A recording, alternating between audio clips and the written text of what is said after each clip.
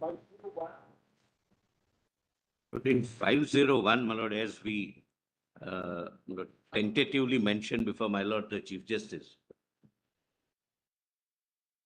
Lord, if your lordships can provide for some schedule of dates, because many things are yet to be filed. We have done our best, my lord, to go as per, my lord, your lordship's formula, which is working very well. But, my lord, written submissions, etc., my lord, everything needs to be. Now, as you know, we have prepared an SOP, Yes. so which we followed in Maharashtra and particularly very beautifully followed in Article 370.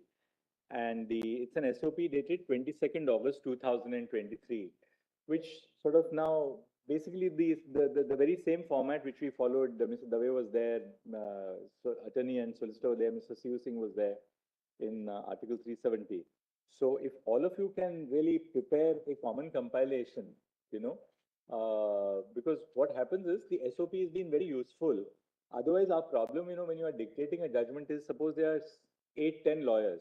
You have 10 compilations of case law of different lawyers, and it becomes impossible to track each one of those cases. You have to go to, if you have one compilation, it becomes so much easier. Maybe make a suggestion. So how do we go about it? How should we give about 2 weeks time for you to prepare the compilation? One aspect. But it has already been done. It is already done? Yes, in 5 volumes. Whatever is It's not in the format. It's not in the SOP format. No, whatever is there, my lord, on our side is brought in the SOP format, but it's not adequate. Can we suggest one thing? We'll appoint as usual 2 nodal counsel, one from your side, one from the government side. That is already done. Already done. Now they will ensure that the compilations are brought in conformity with our SOP. Yes. So that once that is done, it will help your convenience also in arguing the matter. Yes.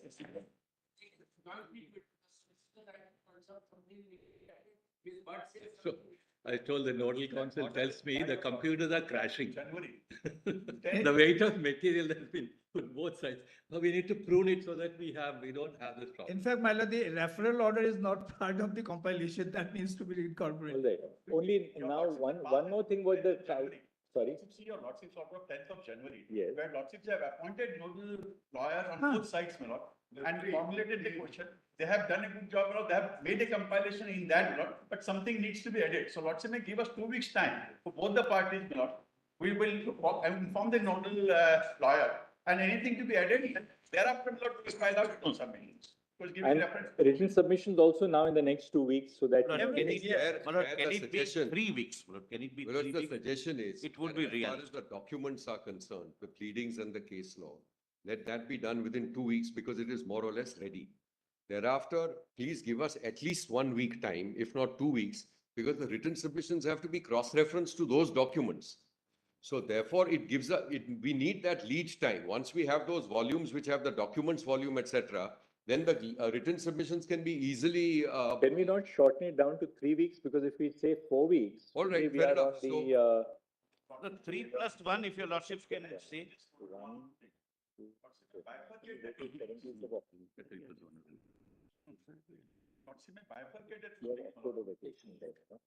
The common compilation may be prepared within 2 weeks. Yes. Within 2 weeks thereafter, we will file out written submissions giving cross-reference to those. 2 weeks or 1 week? 1 week thereafter, whatever. File your written submissions within 1 week thereafter, so 2 weeks for the. 3 weeks 3 in weeks, all. yeah, 3 3 weeks in all. Weeks on all.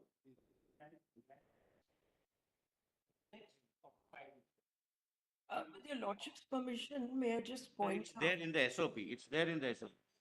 All can cross-reference. Now, who are the 2 nodal counsel they are here? Mr. Goswami is there, and on your side. And Diksha Rai. Diksha Rai, my lord. And Fuzel Ayubi. Mr. Ayubi, these are the 2 on our side. So,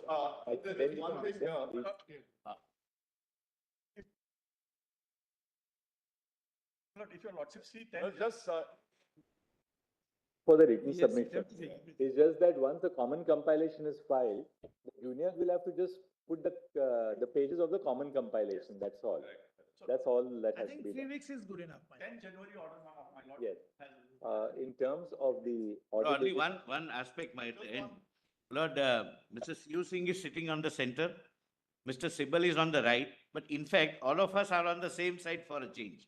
In fact, By substantially. Clarify that, since your lordships on 10th January have narrowed it down to one question.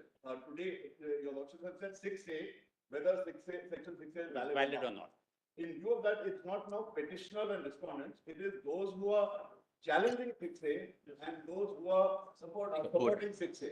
So they might, some of them might be petitioners, some of them might be respondents, but the question now is really, so all Yes. of us, Mr. Sibal, me, We are supporting Mr. Trivedi, etc., we are all for either interveners or respondents. So that's the only point before the constitution. But that's only one point, which is why the solicitor. So it's My lord, with your lordship's That's permission, on the merit. the basic thing is, those who are sort of supporting the motion, so to speak, and those who are opposing the motion, we are all on the same side, saying that 6A is validly enacted and within the powers of parliament, and et cetera, et cetera. My learned friend, Mr. Diwan, Mr. Hansaria, and all are representing those who are challenging the validity. So that's the broad. That's why the solicitor said and named me and saying I'm on the right side. my lord, Geographically right side, my lord. Lord, It's I'm- geographically on the right side. My lord, there is one request, my lord. I think the lead case has been wrongly shown that Assam public work is not the lead case, my lord. 562 of 2012 is the lead case. Lordship will kindly pass a That hardly special order makes to any that difference. effect. So what we'll do is we'll say in re In section Ray, 6A yes, of the. yes, yes. That I- should be a common, I think. out with the SL, just 1 second, 1 second. That one Uh, is saying can be the. Procedural directions Yes, are yes. issued, procedural directions have already been issued Ah, on 10 January 2023. Full stop.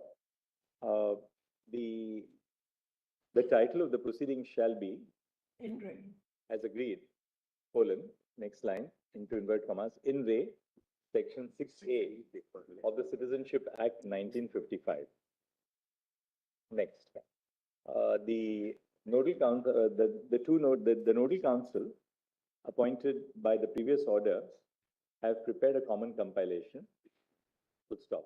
However, the common compilation needs to be brought in conformity with the circular which was issued by the circular which was issued on 22 August 2023 to streamline the filing of soft copies of common compilation, particularly in matters before the constitution benches of this court. Full stop. The nodal council shall now take steps to ensure that the common compilations are brought in conformity with the circular, and a common index is accordingly prepared for that purpose as well. Full stop.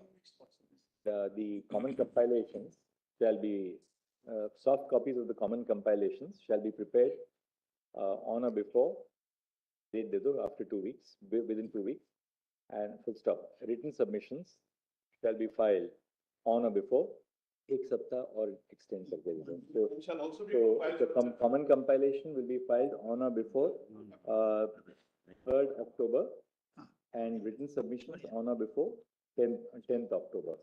My lord, I wish to point out one little thing. Those who are challenging 6A. By 1 the second. order, just give me a second. that is already known. It has been agreed that the contesting party shall consist of those who are challenging the constitutional validity of Section 6A of the Citizenship Act 1955 on one hand, and those who are those including the Union of India who are supporting In the state of Assam. Assam. and But the Union of India and the state of Some Assam of the case who are section. supporting the validity of the provision. My lord, I wish to point out that this Common reference, compilations shall accordingly be prepared, bifurcating the submissions, bifurcating those who seek to impugn the validity of the provision, and on the other hand, those who support the provision. my lord, may I just make a point? My lord, your lordship may be aware that this reference has been narrowed down from the original terms to one order of reference only, and that is whether Section 6A of the Citizenship Act suffers from any constitutional infirmity by order dated 14th February 2023. Therefore, while making the compilation, my lord, council should be aware that their materials must be confined only to this one issue, my lord. Otherwise, the hearing will become That's very. exactly what is. There can't be. to get into history. Referral order contains 13. Sole order of reference. This is the sole order of reference. In fact, on an earlier occasion, common Lordship was pleased to compilation. grant us leave to ask all the points. The common compilation and the written submissions shall be confined to the issue which is. Lordship, See that. no, Lordship It will will have to recollect. be, my lord, it will have to. No, 1 second. Lordship would recollect on an earlier occasion, this question did crop up, my lord, when we say the referral bench referred 13 issues. Therefore, Lordship was pleased to observe that they can argue all the points. Yes. Where's the question of bogging down us? Lord, Right on now that what we do question is- has several facets. Yeah. Right, That's we will all. now not say anything on that. Yes. But everybody is now, we have already we have clarified correct, that Your the Lordship. issue is whether section 6A is valid. That's the issue. It's the only issue that is referred now. my lord. Dates now, The date for the hearing may Date be. for the hearing. So the Lordship now, will take. the entire exercise will be completed on the 10th. Should we start on the 17th? Yes, very Yes. good. 17th October. October? Lord, can Yeah, you, there will be a vacation Or immediately. otherwise we have to start on the, Post Diwali, my lord. post Diwali, my lord, if it can be Diwali will be a little. November, my lord, it can be in The only November. There problem would with be. Diwali will be then it will be pushing it back. 21st of November.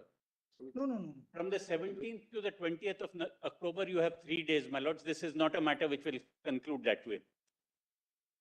Safest is after 19th of November. No. It will be too late. There are holidays, this is what do you do? No. It can't be. Let it be 17th It of might be a October, my lord. truncated hearing 17th after October. 19th Let it be November. 17th of October. Yes. It's a matter of 2012. There are only 2 working days, my lords. 20th would be a miscellaneous day in So October. if we start on the 17th, we get 17th, 18th and 19th of October. Correct. Can't There'll be a break. It can't be over, my lord. It won't be over, my lord. Realistically, it can't be over. my lord. No, but there'll be a specifically if break your and lordship then will there'll Right, but it's only a 1 week break. Yes. We can resume again And then we'll on resume immediately after the break. 31st again, we will start. Yes, correct. That's right. That will also give parties on both sides a little time to Yes. prepare once the matter has been opened. Absolutely. Grateful. Absolutely. 17th? Yes, very well. 17th of October, my lord. Yeah. Well, is, my lord, there is no difficulty, my lord, but otherwise, my lord, considering the intervening holidays, It will also give us time to focus, my lord, if it can be in the November after Diwali. Let's start on the 17th. What happens is, thereafter, after Diwali, then at least we get started, once the matter opens, then we know we are in season of Yes, it. And correct. then, otherwise, and this side will be arguing, I guess, for those That's 2 right. days or 3 days. So you'll have enough time until after the Chera to prepare. The idea was. Good food for thought during Diwali. Yeah. I don't know about lasting till Diwali, but certainly we'll last for that first week till the Dussehra break, we will definitely take on our side. Yes. Yeah. I think we should start the 17th. So we'll join. The 17th. I'm grateful. Or, my lord, other alternative is 31st. After the. Well, let's not quibble. I leave it, All right, we'll start on the 17th, so Wait, that we at wait, least, wait. we have a flavor of the matter when it opens. Yes. We'll also have the week to do our own little reading, etc. And that's better. So in fact, what I'll perhaps do is, all the other constitution benches, because, it's like a permanent constitution bench, we will, progressively, we'll be listing all matters for direction, so that then everybody gets a little time to prepare their compilation, so at least the matters are ready for hearing. When it is listed, yes. Whenever that's they're fair. ready. There's 7 judge, 9 judge matters. We'll also do that exercise so that, everybody gets enough time. Then we can space out the hearings later. There's no difficulty. Good. And it was, it was so streamlined because everything was in just one set of compilation. It becomes very simple to, for everyone on both sides to argue actually. Mark passages in judgments and all, you can't mark it in multiple volumes. The same that then pops up in this way, there was only one copy of each judgment. one Well, copy. this SOP has worked, my lord, really effectively well, my lord, really effectively. So we'll, Please. all. Mal- Same set of lawyers in 502 or different set of lawyers in 502? In 501. My lord, the lead intervention case- which your lordship had on an earlier occasion permitted me to file. That intervention may be formally allowed. I'll just give the number. We'll hear you. What? We have allowed interventions, right? I'll give the number to the court master. Right. All submission, my lords. Item 501, it may not be detagged, my lords, from the list, my lords. You're not detagging anything right now. Please, Your Lordship. My lords, one development which we did make was learned attorney and I were able to arrive at 7 broad issues. I mean, there are a lot of arguments which will come up, but we came up with 7 broad issues which will arise in this case. And would your lordships consider, Before otherwise we- we have to come back if to the we go same into the scheduling, issues- my lords, and following your lordship's SOP. The timelines we can agree on, because I don't think we should take more than That's 3 right. weeks to be Before ready, we 2 go weeks into to be the completely issue, ready. We have the same problem of having our documentation complete. Sorry, I can't hear you. As we went through the issue, sometimes Mr. Sundaram was not able to hear what for, you said. unless we have the documentation part completed. And then sometimes we have an issue frame and we need to have some material to be read. Some fine tuning, a precision of an issue also happens. So therefore, I think we should. In fact, all your. There are 4 more issues, Your Lordship, which we have raised, Your Lordship. I have in the transfer petition. May I, just 1 minute. May I say this, Yes, my lords? It was yes. because of this, the documentation, everything else, because especially this issue becomes historical, otherwise it goes on, my lords, as to, we go back to even prior to the Constituent Assembly. So the point here, my lords, was because of that, we thought we would draft the issues which we felt would arise. So our documentation can thereafter be centered around those issues. Change the issues which you Yes, we proposed in have. the court. Learned attorney and There are 4 more I issues have. which we have raised. Just Let us 1 read minute, 1 minute. 1 second, step by step. Hand over the issues which My lords, we had thought. I am sorry to say that I have some different issues, my lords. I tried to mail One them. second, 1 second. Let him place the issues which he wants us to look at. We know, we're not going to suddenly dictate an order without hearing everybody. My lords, these are broad within it, Let's- because if we go into sub-issues, we'll come to 21 issues. So what we thought was we just brought 7 issues which would arise in this matter. Would you like to read it out? Yes, my lords. Whether the proposition that, sorry, I have my lords got it. Whether the proposition that reservation of seats for the scheduled caste, scheduled tribes in this Lok Sabha and their state legislative assemblies cease after a certain period, can it be said to be constitutionally final? Whether the right to stand as a candidate or to vote for a candidate in direct elections to the lower house of parliament as well as the legislative assemblies from all walks of society is an integral part of principle of equality and democracy, and as such a part of the basic structure of the constitution. My lords, in fact, this would be the major issue, because it would then decide how the matter is to be decided, whether it's part of the basic structure or not. This would be the major issue. Whether the amendments to Article 334 of the Constitution extending the period of reservations are not subject to closer judicial review in view of a limited reservation policy enshrined in the original Constitution, whether objective and quantifiable data was present for such extensions to save them from manifest arbitrariness and the requirements of Article 14, whether the Constitution 104th Amendment Act is therefore unconstitutional, and whether consequently all provisions contained in any enactment for which provide for or facilitate such reservation of seats in the Lok Sabha and state legislative assemblies, and various examples are given, my lords, will thus become constitutionally invalid, because the direct effect is on these specific statutes. Given the language of Article 329A, the original base provision of the Constitution, whether it can be said to be in violation of the basic structure of the Constitution by taking away judicial review of challenge to delimitation of constituencies or allotment of seats to them under Articles 327 and 328.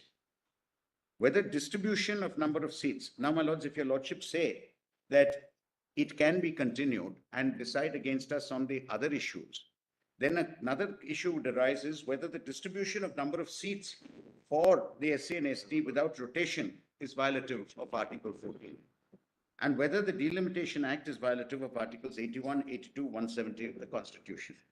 My lords, it is my belief that a lot of subsidiary issues will arise out of this. A play of 19(1)(a), play of 14 with that, play of 15(16). But this would be broadly, all that I feel would be covered when your lordships are considering issue number 2. And I feel this more or less, what we did, my lords, is when we went into specific issues given by everyone, we ran into, we did a compilation of issues. Mr. Attorney, I'll just come to you in a moment. Just 1 second, Mr. Attorney. Mr. Aruneshwar Gupta's 4 issues are all subsumed in Mr. Sundaram's formulation. Yeah, but, I think because Aruneshwar, Mr. Aruneshwar, your issues are submissions actually. These are not issues. They're all subsumed. in my Just 1 second, Mr. Attorney, have you been able to, are you agreeing? We shared some issues earlier, I think on a relook at it, I think issue number 4 is the only issue which requires to be considered. The rest are all upon satellite issues.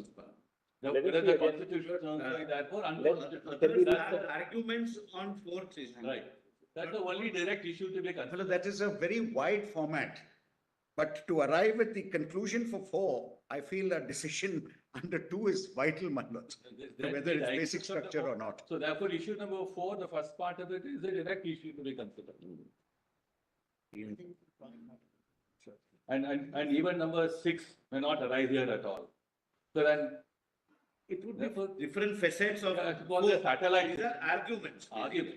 Submissions or. Make a submission. I agree with the AG. The central issue is 334. This should be called in re 334.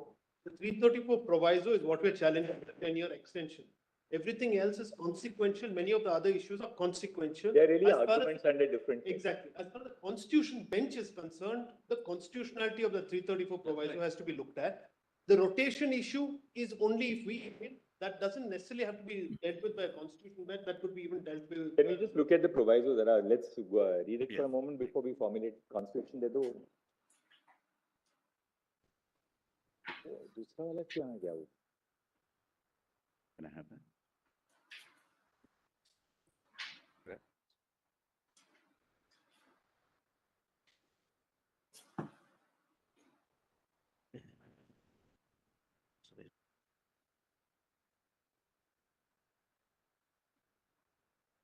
Of that, Manoj, That'll be nice, because that was very useful actually. that's the old problem.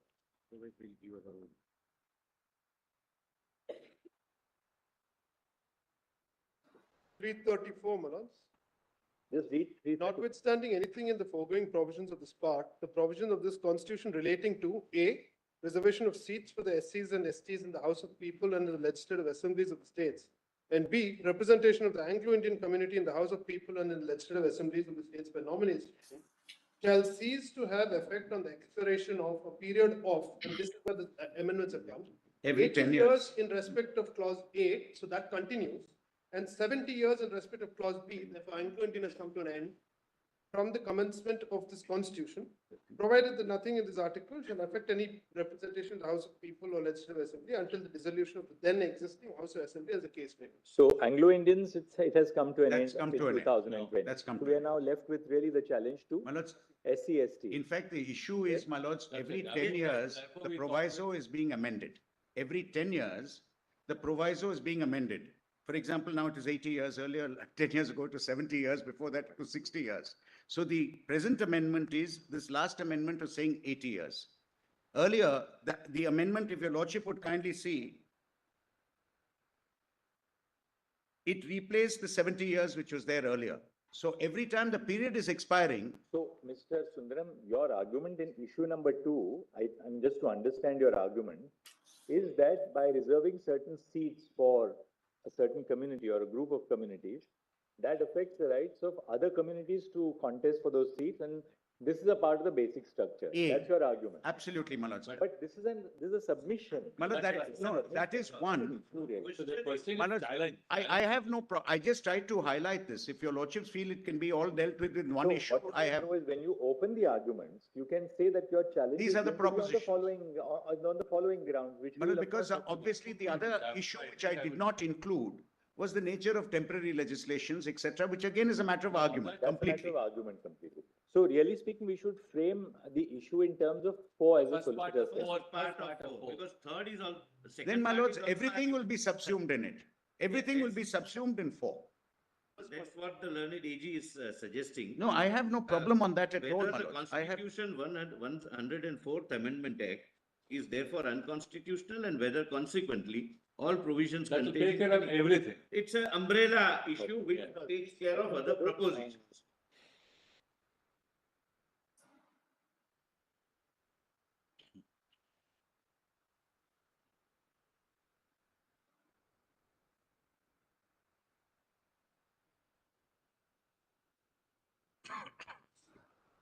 The, With lordship kindly, my lord, may I make one submission, my lord? yes, Lord, I would request, my lord, 2 or 3 issues to be added, my lord. Lord, I have also, my lord, given the issues, my lord, to the nodal council. but unfortunately, my lord, it is not there. I leave it to my Who lord. has to the consider. issues, Mr. Chandrasekhar? I will leave to my lord. Chandrasekhar, one second. Just give us who has the issues which you are proposing. You have them. Just give Yes, them. my lord, it is. Just one second, Mr. Chandrasekhar. We'll just get it circulated to us. Very good. No, do you have a hard copy for their lordships? You have mailed it. When did you mail it? May I submit, my lord? Oh, just now, then. All right. What are the issues? You tell us, Mr. Chandrasekhar. What are the Whether issues? political reservation in the absence of protective reservation under part protective discrimination under part 3. One second. He'll just take more printouts for all the colleagues. One second.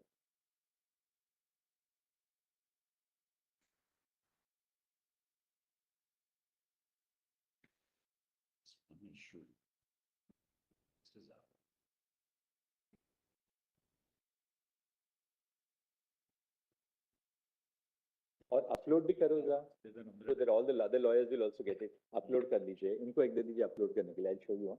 Our paperless process will be very interested to see how. वो upload कर दो. You get everything on the screen, no?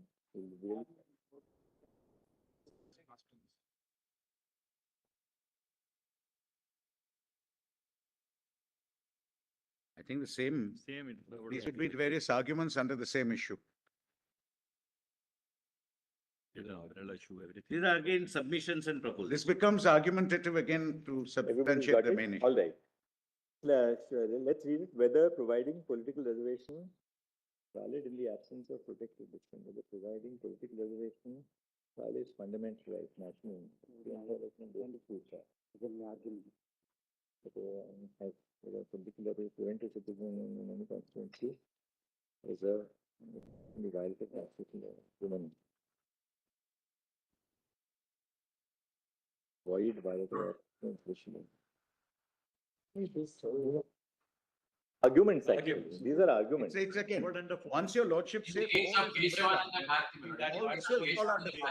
Comprehensive enough to cover. If your lordship say four is the umbrella, then even my other issues will fall within four. I've just maybe perhaps The subdivided. First part.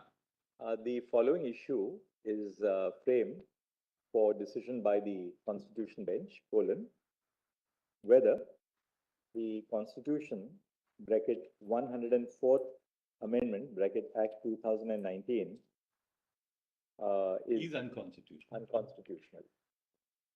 My lords, Yeah, that's it. I think that's not. my lords, I was just wondering, subject to what your lordship say, the 104th Amendment is an amendment. Before that, there was an earlier amendment for the 70 years, 60 years. So perhaps the umbrella issue would be whether constitutional amendments extending periods of reservation under the proviso. Constitutional amendments have worked themselves out. No, not in the past, not in the past. I'm saying 104th, your lordship is then limiting it to 10-year period. I'm not asking your lordships to go behind the 10-year period. I'm asking my lords to, whatever your lordships will decide to be forward after the 10-year period also. Because the 104th amendment may be replaced by a subsequent amendment 10 years later. To go back in point So of time. all I'm saying is the principle is what is the major issue which has to be decided. Otherwise, my lords, I'm not going behind the 104th amendment. But the point is, if your lordship say 104th amendment is bad, then there might be a subsequent amendment after 10 years for another 10 years. So your lordships have to see whether This will take care, or if you want, we the can. concept of extending the reservation. Should we formulate them? We have just lay low, but we'll just say whether we should include it. Whether the exercise of the constituent power of amendment to extend the period prescribed for the expiration of the period of reservations under Article 334 of the Constitution is constitutionally valid. If you want, Mr. Aryam, Learned Senior Counsel, full stop. Issue 2, it is clarified, shall not impinge on the legitimacy of the amendments to the Constitution which were made prior to the 104th Amendment. My lords. That 104th Amendment, to the extent it applies to SC/STs, because the amendment applies to Anglo-Indians as well. All right. The way probably I was looking. It is the the validity of the 104th Amendment shall be determined to the extent that it applies to the scheduled castes and scheduled tribes only. Since the reservation for Anglo-Indians in Article 334 bracket B has come to an end on the expiration of 70 years after the adoption of the Constitution. My lords. All this in Re 334. The reference to the Constitution bench. That again, my lord, is an argument. No, we'll just say, no, title.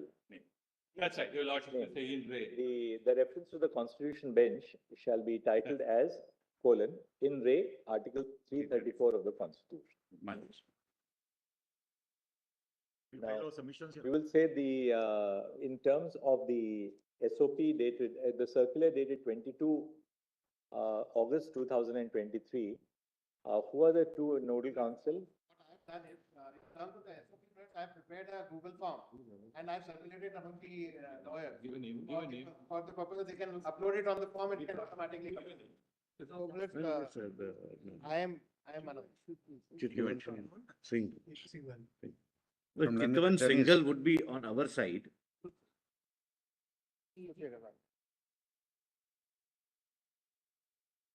Now, who on your side? Chitwan Singhal, my lord, he would be the. Mr. Chitwan Chitwan Singhal. Singhal, my lord. Because we would also like to place material on record. And fair to- enough, to, fair my enough. lord, strengthen. On our your case side, that the Punit Jain? reservation Alright. can go on. That's The common compilation of case law, documents and written submissions shall be prepared in terms of the circular dated 22 August 2023. Full stop. In modification of the procedural directions issued on 1 November 2022, Mr.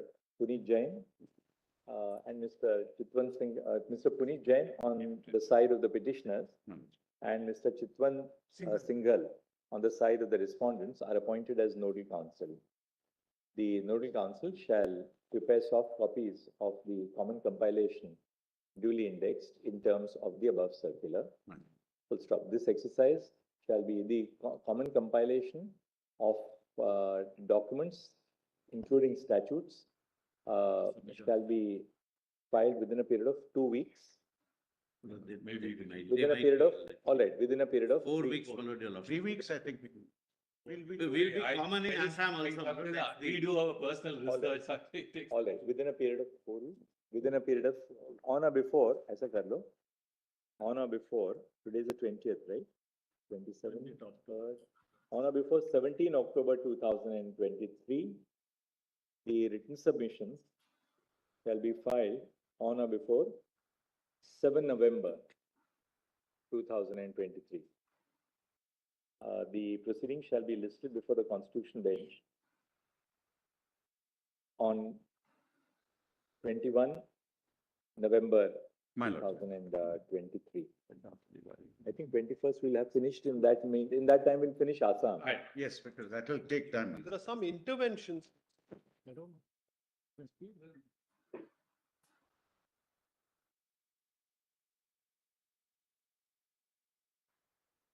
Attorney General, Motor Vehicles Act is on the 22nd, is it?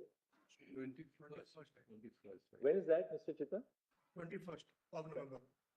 Oh, we have kept Motor Vehicles Act on the 21st, but Motor Vehicles Act, we don't know whether you will be ready with your, We take about an hour or so. so we'll take up this after then we can take it up on the 22nd instead of 21st. So that let Motor Vehicles Act, because that we have heard arguments now is that Yes, the yes, government has to tell us what they Yeah. want to do.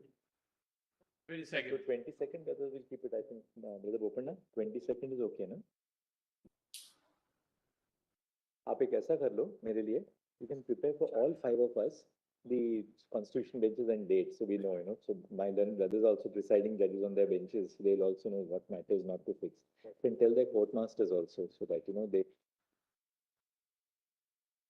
There are some interventions, Your Lordship, allowing. Interveners can be heard, my lord, it need not. My be- lord, otherwise it increases the pleadings if they're Pleadings, pleaded. etc. Let them just be heard, my lords. The interveners will be given an appropriate time slot for the purpose of the arguments. Full stop. Next, you say all the learned counsel on behalf of the petitioners And how long would you give on? I would say about 3 days, Manoj, I would take. All of you. I'll try to finish in 2. I'll spill over to the 3rd possibly, Manoj. But the rest, I think, All I right, don't but think at the will take beginning more of than the a day. hearing, we may not. at I the don't think commencement of the everybody hearing- else at will the take more commencement than a of the day, hearing, Manoj. all the learned counsel appearing on behalf of the petitioners, including the interveners, and the learned counsel appearing on behalf of the respondent, shall provide to the court a statement of the tentative time limit within which they seek to complete their respective arguments. Then we will fix time as we did in the earlier matter. Otherwise, we just get Yes, repetition. So that we also suggest that, all the learned counsel for the petitioners and the respondents, you have a meeting between yourselves and petitioners so that you can bifurcate who is going to argue what issues. After the first 2 counsel have argued for the others, you can supplement. Then, it will be much easier for us as well. If something has some nuances remained, of course, you can add to the nuance, but, otherwise it doesn't get. Otherwise, we felt, there's no secret that, Mr.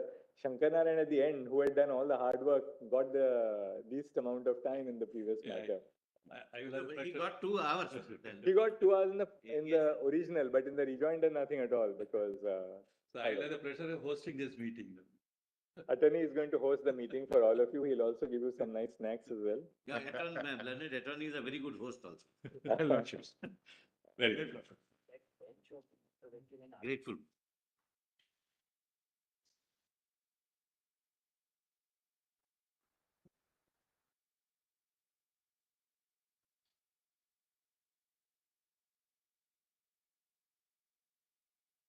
Should we keep it on?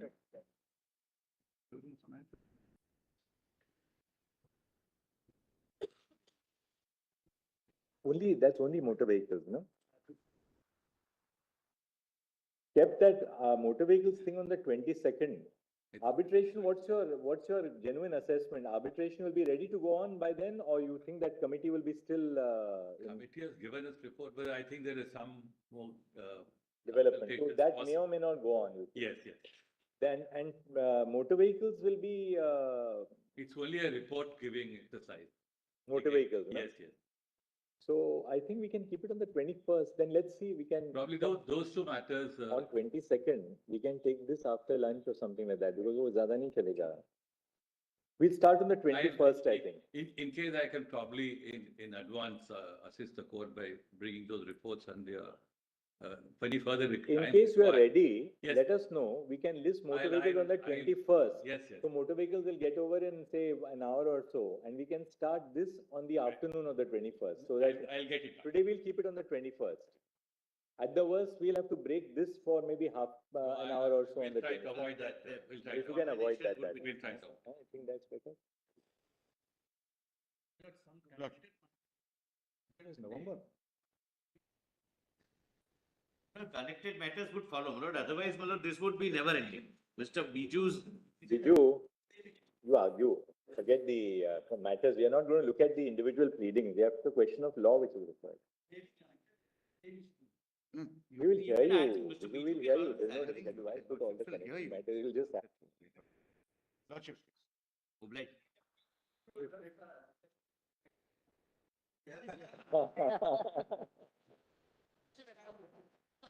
He'll specifically enforce it, Manoj. All right. 503.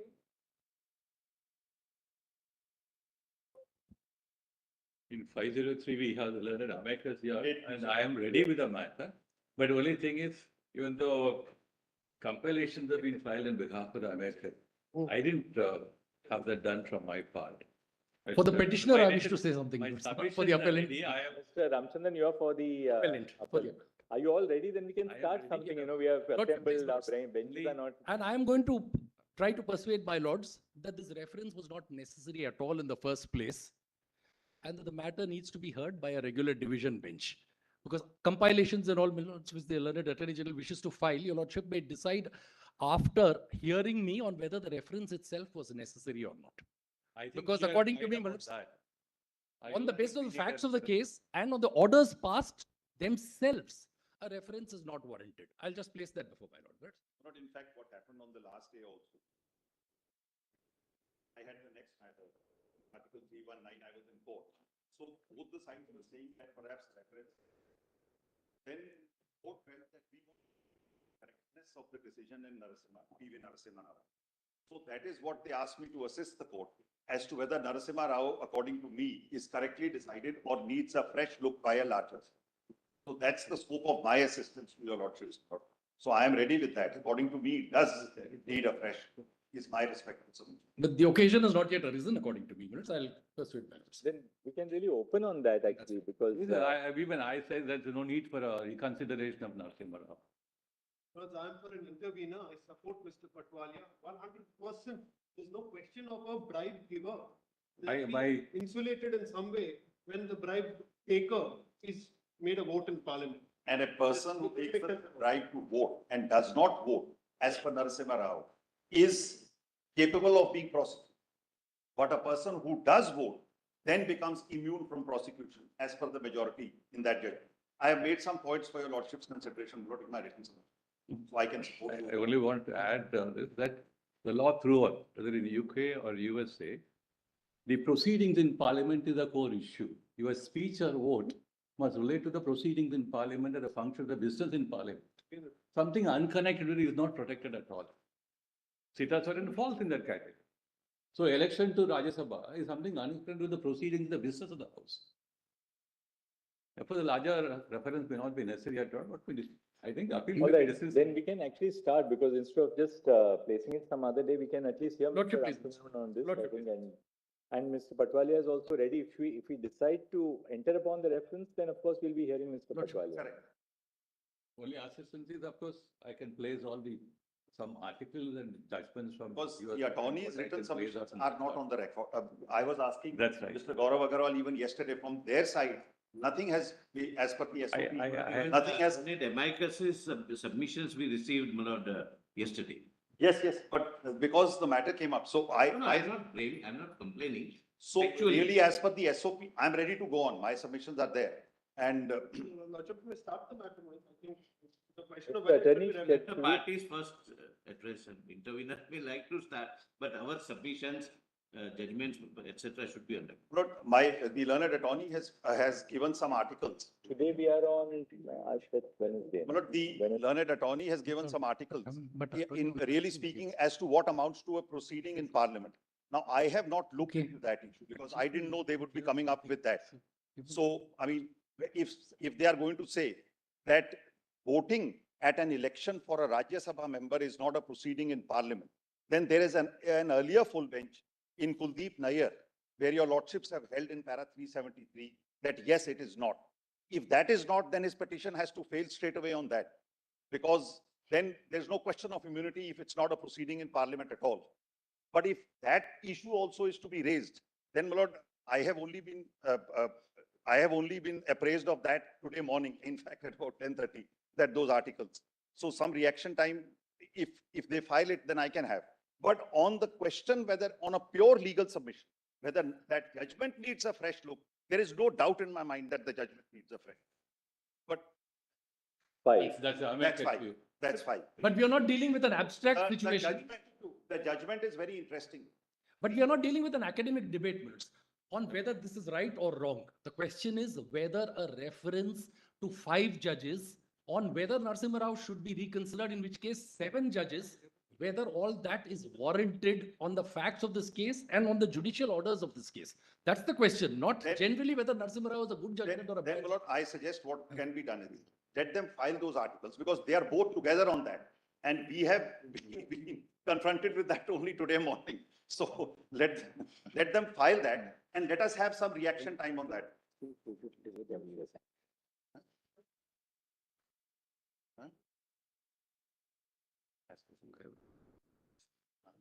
It is. Just show me. Okay. Just show me.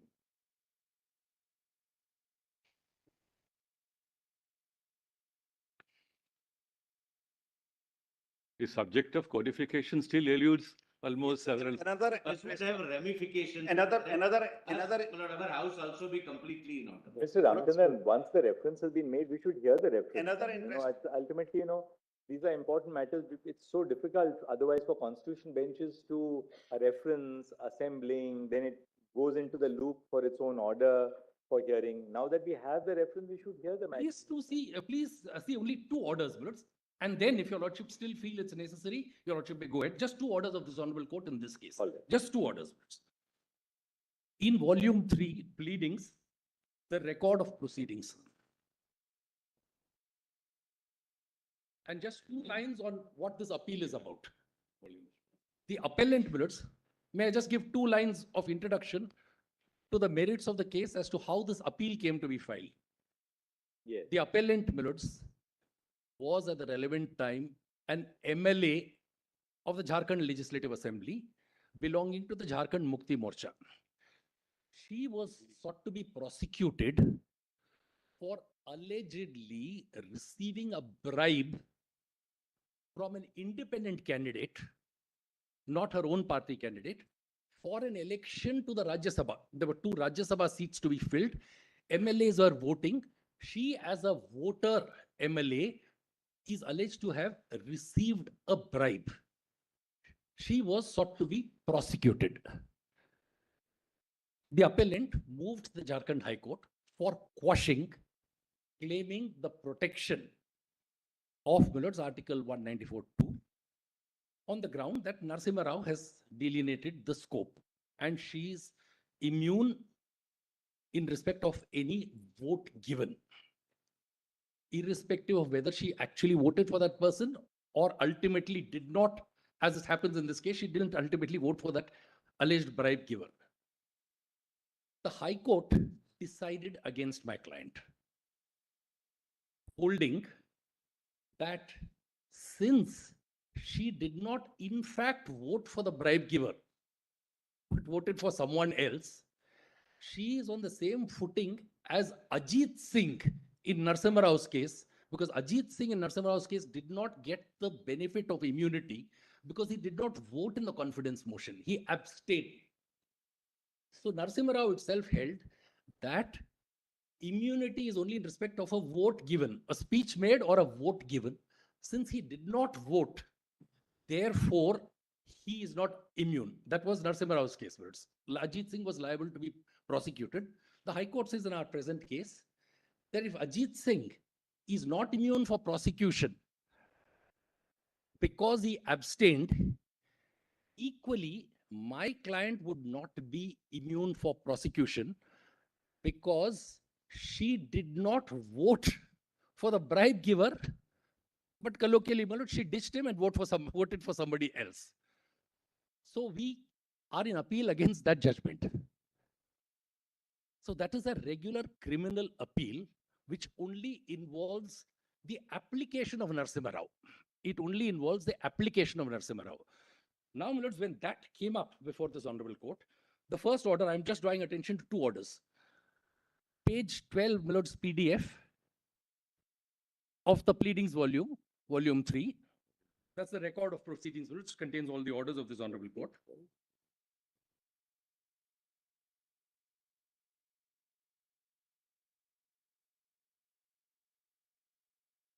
Do my lords have it, my lords?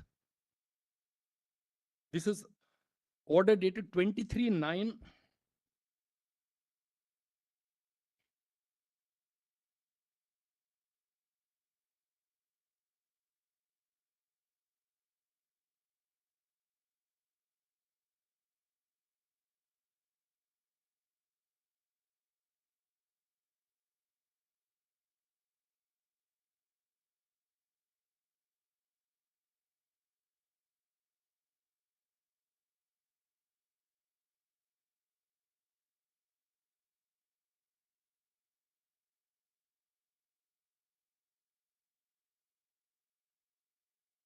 (23/9).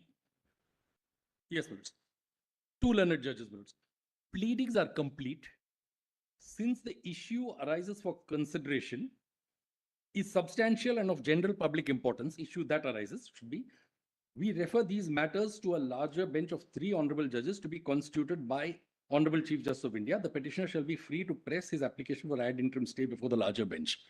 The issue which arises, which is in the appeal, nothing else is articulated here.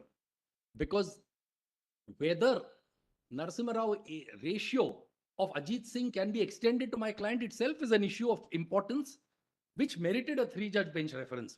I'm not quarreling with that at all. When the matter then came up before a bench of three honorable judges, now PDF at page 4.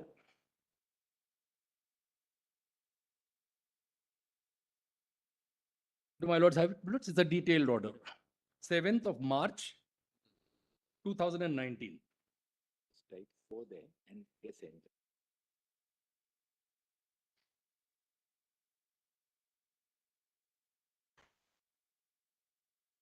Leave granted. Leave granted. The criminal prosecution launched against the appellant is sought to be nullified on a claim of immunity under Article 194(2) of the Constitution of India. The gravamen of the charge against the appellant is that she had accepted a bribe to vote in favor of a particular candidate in the Rajya Sabha election that was held sometime in 2012 in Jharkhand. The precise question was dealt with by a 5-judges bench of this court in P.V. Narasimha Rao. While 2 judges of the bench took the view that the protection under Article 105(2)/194(2) of the Constitution and the immunity granted cannot extend to cases where bribery for making a speech or vote in a particular manner in the House is alleged, the majority view, while acutely conscious of the seriousness of the offense, felt that the wrongful act and the sense of indignation, the same thing which is being expressed now also by Mr. Shankar Narayanan, of the bench should not lead to a narrow construction of the constitutional provisions, which may have the effect of impairing the guarantee to effective parliamentary participation and debate. Having considered the matter, we are of the view that having regard to the wide ramification of the question that has arisen, the doubts raised and the issue being a matter of substantial public importance, we should be requesting for a reference of the matter to a larger bench as may be considered appropriate to hear and decide the issue arising. We order accordingly. Now, kindly just these one sentence, having considered the matter, para 5 only, I wish to emphasize the matter, we are of the view that having regard to the wide ramification, of course, a matter like this of bribery, alleged bribery of an MLA will always have ramifications. The doubts raised, I pause here, where have the doubts been raised? By which judicial order? The doubt has only been raised in the dissenting judgment. If that constitutes doubt raised, then in every case, where there's a dissenting judgment, there's sufficient ground for reconsideration because a doubt has been raised. So the doubt raised cannot refer to the dissenting judgment of that very case. Is, having regard to the ramifications of the question that has arisen. Lordship, please. And the doubts raised and the issue being a matter of substantial public importance. The court felt that this requires consideration by a larger bench in that sense. But the question still remains, where is the articulation by a judicial order? Neither side has questioned Narasimha Rao. Judicially, there is no articulation of a doubt that Narasimha Rao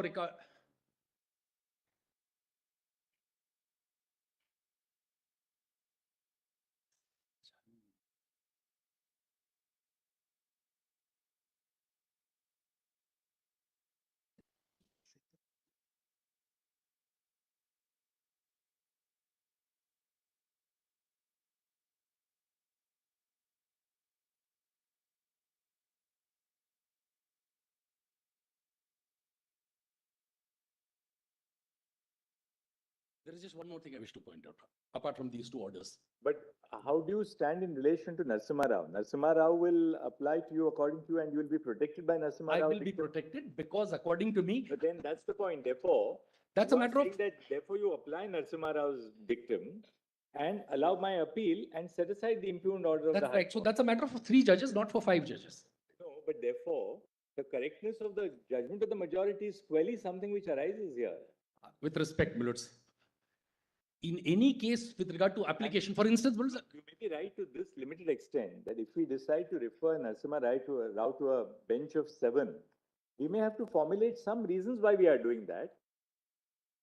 We may have to formulate some, though of course Chief Justice Gogoi is referring order says reference to of the matter to a larger bench as may be considered appropriate. It could have been well placed before 7 directly. It's been placed today before 5. We may have to formulate some reasons why we feel that Narasimha Rao requires reconsideration. There is just one more aspect, Blitz. My Lord, the Chief Justice was a party to two decisions where Narasimha Rao was been cited. followed. One was the Standing Committee resolutions matter minutes, Kalpana Mehta, Kalpana Mehta. where my Lord, in one of the judgments, concurring judgments with the majority, observed that correctness of Narasimha Rao was not involved in this case. If it is questioned in some appropriate case, it will have to be considered. Thereafter, in the Kerala Legislative Assembly case, K. Ajit, Narasimha Rao was directly cited and was invoked by the accused. And your Lordship we distinguished clarified Narasimha Rao, narrowed it to the most narrow interpretation possible, that it can't apply to vandalism, etc. That was the Your case freedom where of expression is not. they broke furniture in the Yes, please. Legislative Assembly, etc. Yes. So if free speech and freedom of expression extend to breaking of furniture that is not protected, your Lordship clarified. Even in that judgment, an occasion did not arise for this court to doubt Narasimha Rao. Therefore, on this tenuous one sentence, my lords, is it sufficient for your Lordships to spend judicial time? Is my respectful submission. I leave it to your Lordships. Mr. Patwalia, Mr. Attorney. I concur with Mr. Ramachandran on this question. No need for a reference to a larger bench. The three judgments of your Lordships which clarify the position that what exactly would qualify for a 194 protection. It must be proceeding the business or the function of the House. So whether Narasimha Rao need to be reconsidered does not arise in the facts of this case at all. That's right. A bribe given outside for voting in favor of the candidate or against for the council of election to the council of states. So it has nothing to do with the business or the function or the worker or the legislative work of the assembly. So that's why the US examples make it very clear. You But may the have bribe is given. The bribe is given to so that the discharge of functions of a member of parliament or a state legislative assembly should take place in a particular way, in accordance with the bribe giver's intent. Is that not related to it was a case of a no confidence motion in the parliament. Right. Therefore, anything which is relatable directly or even indirectly, for instance, number of cases where members are asked to make preparation for the purpose of their legislative business. So even they may have an excess with that. But where this has nothing to do with that, it's an election pure and simple, a process regulated by set of rules and regulations. And here, what is the allegation? Where was the bribe given in this case? What is the allegation in our case here? For the purpose of election to the Rajya Sabha. Right. So she received the bribe. That's nothing to do with the business of the House. The function, the legislative act, they call it. In US, almost all the running theme is it must have a nexus with the legislative deliberation or the legislative purpose or the legislative business. So there's nothing to do with that. That is the stand on merits which we are contesting. Mr. Patwalia, what do you have to say? Let's see what Mr. Patwalia. I have my one brief note before. Let's see what the attorney has noted.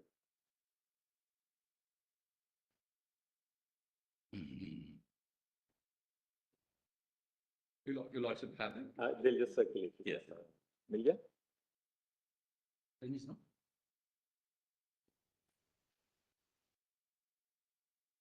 And what I have argued is also articulated in my written submission. In the first part of my written submission, I have set out exactly what I stated before my lords. Where are your written submissions? Are they in a separate compilation? Lordship, please, lords. There is volume 1. Volume 1 is my written submission.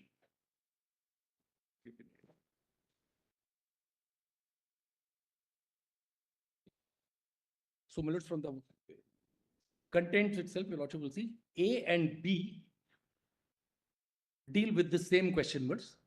I have only orally articulated what I have stated here. Where did we get it in your written submission? Yes, once. Kindly see. Let's just see first the attorney's written submission. Very long.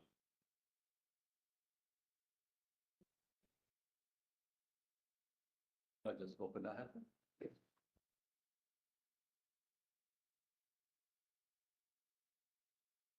The case on hand, on facts not being similar or parallel to the case of so-and-so, the need for reconsideration or similar dictum does not arise. There is no conflict of views. Even if Narasimha Rao judgment has to be read for the purpose of responsible application to the case on hand, it is subject to the context of Narasimha Rao being a matter relating to proceeding in the course of the business of the House. A no confidence motion to be dealt with the collective body of the House. His application to cases where the context is not of the business, proceeding, the functions of the House will not arise and the protection of Article 194(2) will not be available.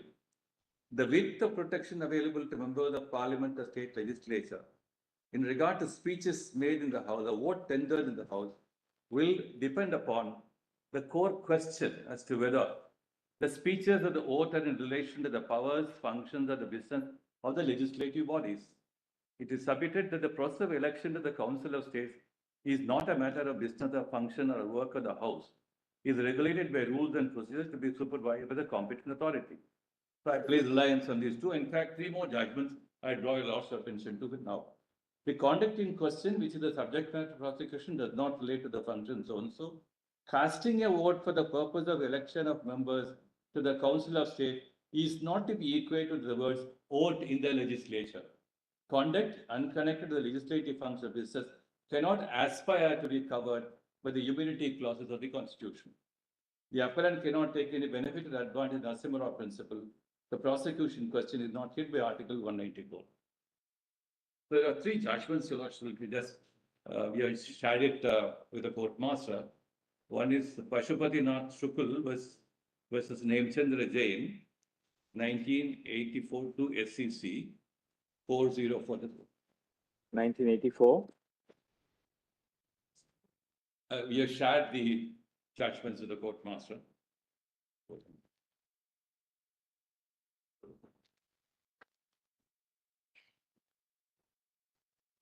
Was the case of disqualification of election to the Rajya Sabha.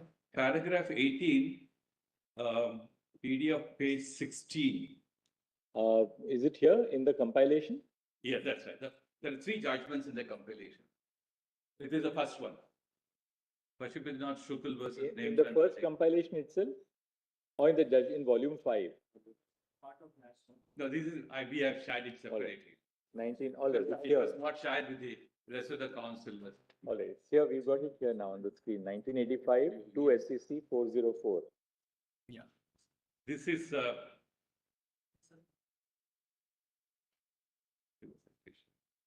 is 1984 to SEC 404.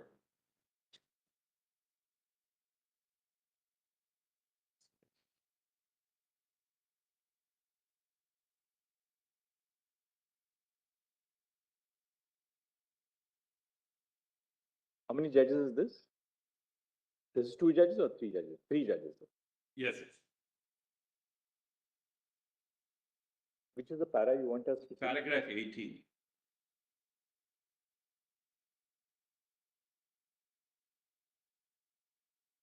You have my iPad, shoot out. Open it from there and show me.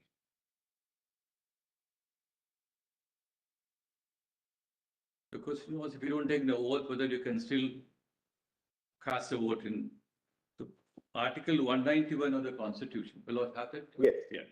Prescribe the disqualification of membership of the Legislative Assemblies also. Then Article 193 of the Constitution provides for the penalty for sitting and voting before making oath or affirmation. In Article 188 of the Constitution, when not qualified, when disqualified, the penalty being so and so. You'll also skip a few sentences thereafter. The sentence beginning. Now the question is. Now the question, middle of the whether the making of oath or affirmation is a condition precedent for being eligible to act as a proposer of a valid nomination for election to the Rajya Sabha. The rule contained in Article 193 of the Constitution stated earlier that a member elected to the Legislative Assembly cannot sit and vote in the House before making oath or affirmation. The words sitting and voting in Article 193 of the Constitution imply the summoning of the House under Article 174 of the Constitution by the Governor to meet at such time and place as the things fit and hold at the holding of the meeting of the House pursuant to the summons and adjourned meeting.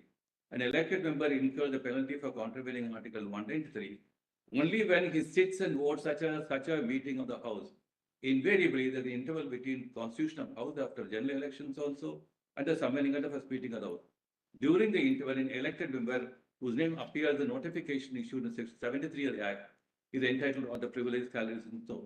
One of them being the right to function elected and elected helpers for seat in the Rajya Sabha. Then a few sentences later, this, the election in question does not form part of the proceedings of the House carried on in its meeting. Where did we get that? It's Just at a second. page 418 of the, Yes, page yes. 17. Yes, Yes. second line. That is the effect also. Secondly, election in question does not form part of the legislative proceedings of the House carried on in its meeting.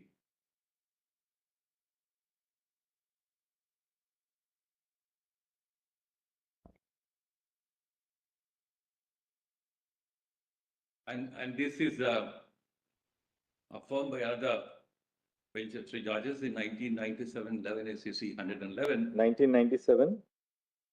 11 SEC 111. It's just a one paragraph order where it affirms. PDF page 20.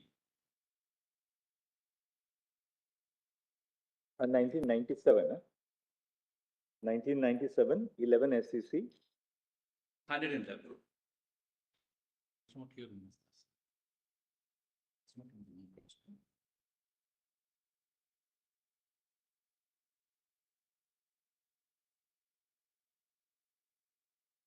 This is again three judges. Justice Ahmadi, Yeah, three, yeah, Justice Ahmadi, Justice To Sujata. heard the learned counsel for the petition as the Attorney General would attention to the divisional court and so and so. In that case, two questions were raised for consideration. And one of them was whether a person elected as a member of the Legislative Assembly was not made and subscribed the prescribed oath and affirmation as required by so and so can validly propose the person as the candidate at an election held for filling a seat in the Rajya Sabha. Dealing with this contention, the court examined the provisions of the Constitution and then came to the conclusion, recorded in para 20, the effect that an elected member would not take an oath, but whose name appears in the notification published and so and so, can take part in all non-legislative activities of an elected member. The Lordship's further point out, the right of voting at an election in the Rajya Sabha can also be exercised by him. This conclusion is based on the premise the election in the Rajya Sabha does not form part of the legislative proceedings the House carried on its meeting. Nor the vote cast election is a vote given in the House at any issue arising before the House. 194 or 105 talks about speeches made in Parliament or a vote given in connection with the business of the function or the work of the House, as wide as it should be. So the US case law shows that even, as I said, preparations for your legislative activity are still protected. Speeches made outside the Congress. Give me the paragraph.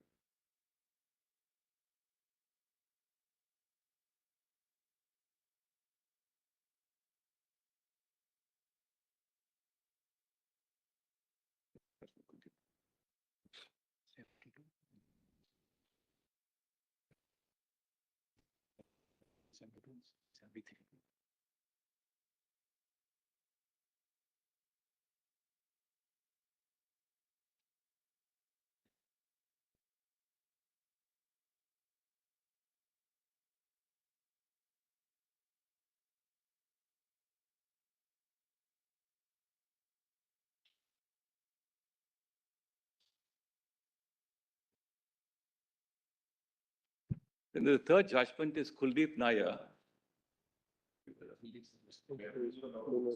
That's no, it's here also in the same volume. That's volume 7. It is 2006 7 SEC 1. What is the PDF page of volume 7? Page 1. Page 1. Brother, you can access 36. 126. You want to read para 372 or 370? Yeah, that's page 125. Volume 7.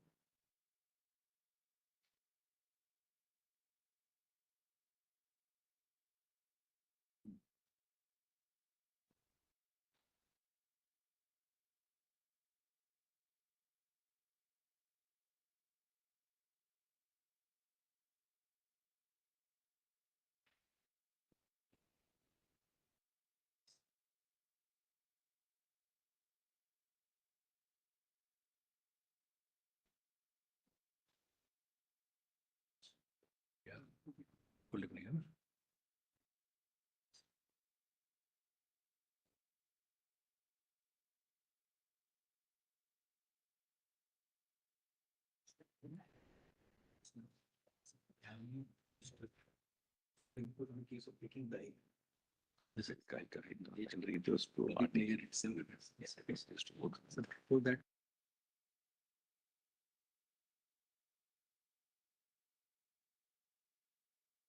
Page 126. 125. PDF 125. Paragraphs 372 and 373.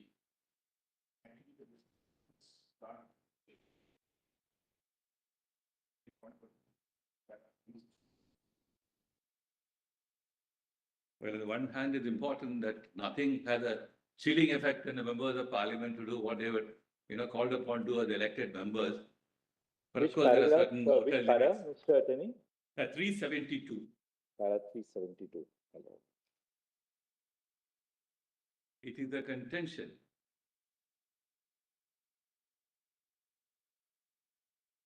That the of same. the learned counsel that the same should be the interpretation as to the scope and tenor of the provision contained in Article 194.2 concerning the privileges of the members of the Legislative Assemblies of the state who constitute statewide electoral colleges for electing the representatives of each state in the Council of State under the provisions of Article 84. The Council argued that the freedom of expression without fear of legal consequences as flowing from Article 194.2 should be inured to the members of the Legislative Assemblies while discharging their function as electoral college in Article 84. This argument, though attractive, does not deserve any credence in the context at hand. The proceedings concerning election under Article 80 are not proceedings of the House or the Legislature of the state within the meaning of Article 194. If the elected members of the Legislative Assembly who constitute under Article 80 the Electoral College for electing the representatives of the state to fill the seat allocated to the state in the Council of States. It's noteworthy that it is not the entire Legislative Assembly that becomes the Electoral College, but only the specified category of members thereof. When such members assemble at a place, they do so not to discharge functions assigned under the Constitution to the Legislative Assembly. Their participation in the election is only an account of their ex officio capacity of voters for the election. So the act of casting votes by each of them, which also need not occur with all of them present together, or at the same time, is merely exercise of franchise and not proceeding to the legislature. So it is absolutely conclusive. Just what it plays in two other treatises. Just show me.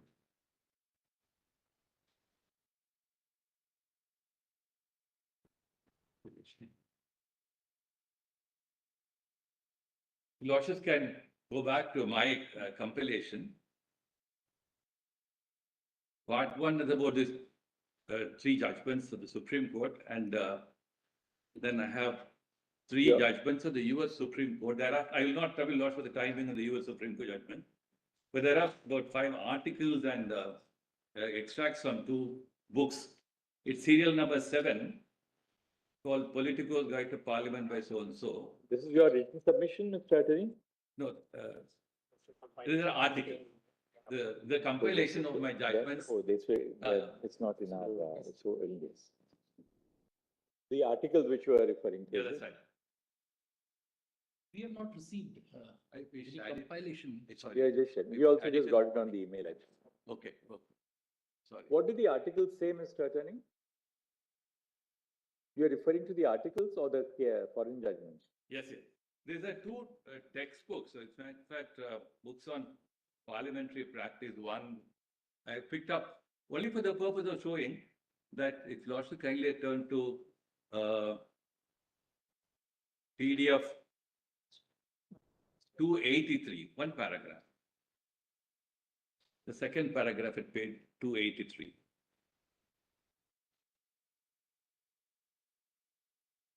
A member is entitled to protection for what may be a slanderous statement when it forms part of a proceeding of the House. What exactly is a proceeding? A proceeding is usually taken to mean the formal transaction or business with the speaker in the chair or in a properly constituted committee. A member will not be subject to the jurisdiction of the ordinary courts for anything said in debate, however criminal in nature. he or she may be subject to the disciplinary procedure of the House. Therefore, it is a transaction of business with a speaker in the chair. So that according seems to be the position. in our case, the bribe is alleged to have been It given, has nothing to do with the business of the House. so there is no immunity attached. That's right.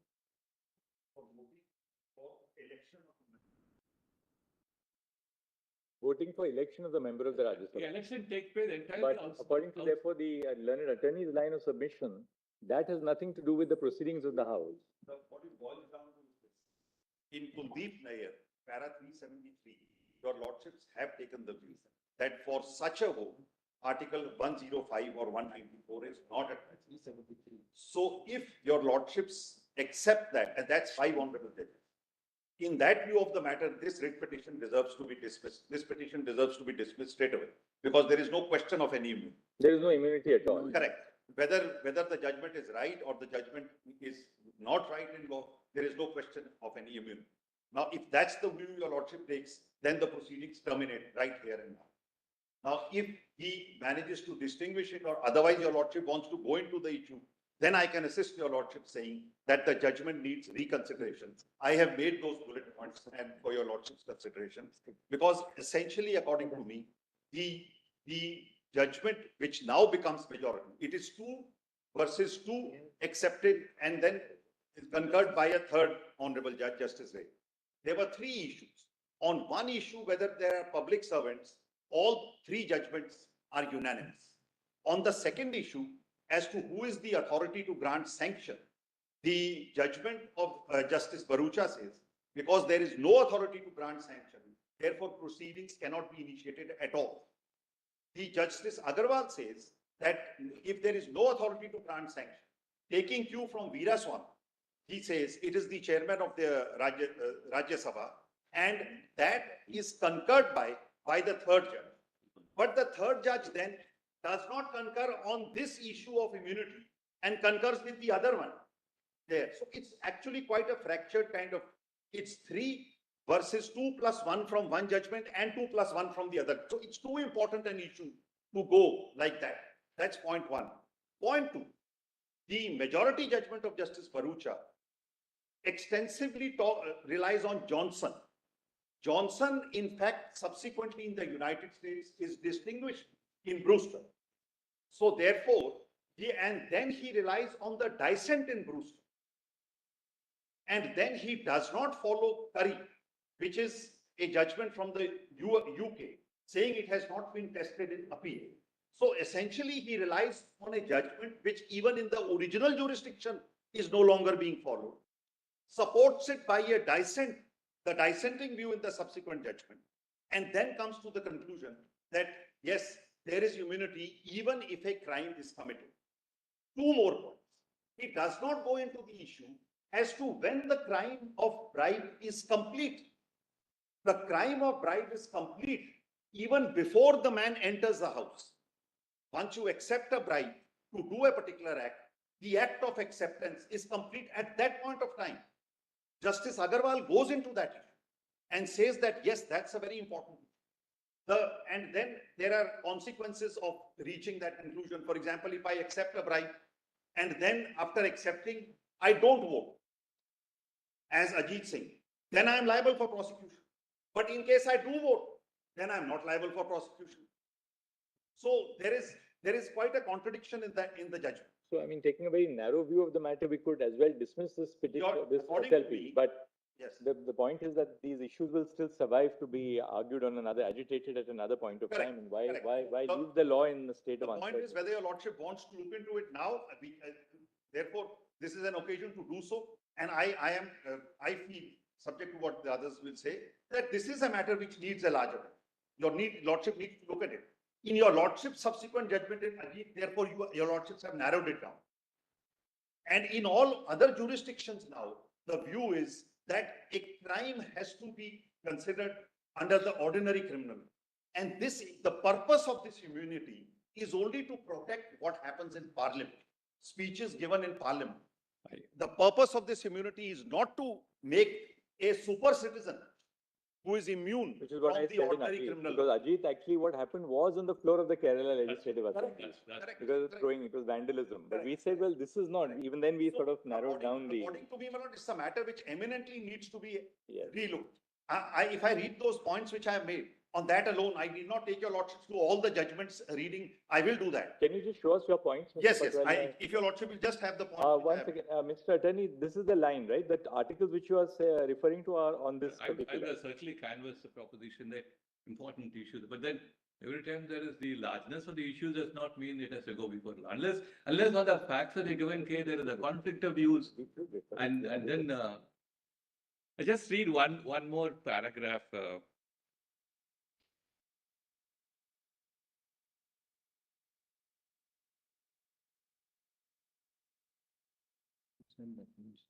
While Narasimha Rao presents. He said we can dismiss the. Tell him we can't. I do see Narasimha Rao presents certain internal 2 versus 3, but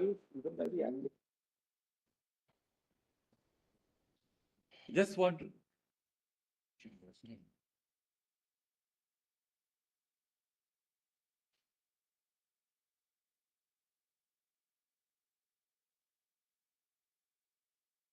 Show me the head note of Kuldeep Nair again.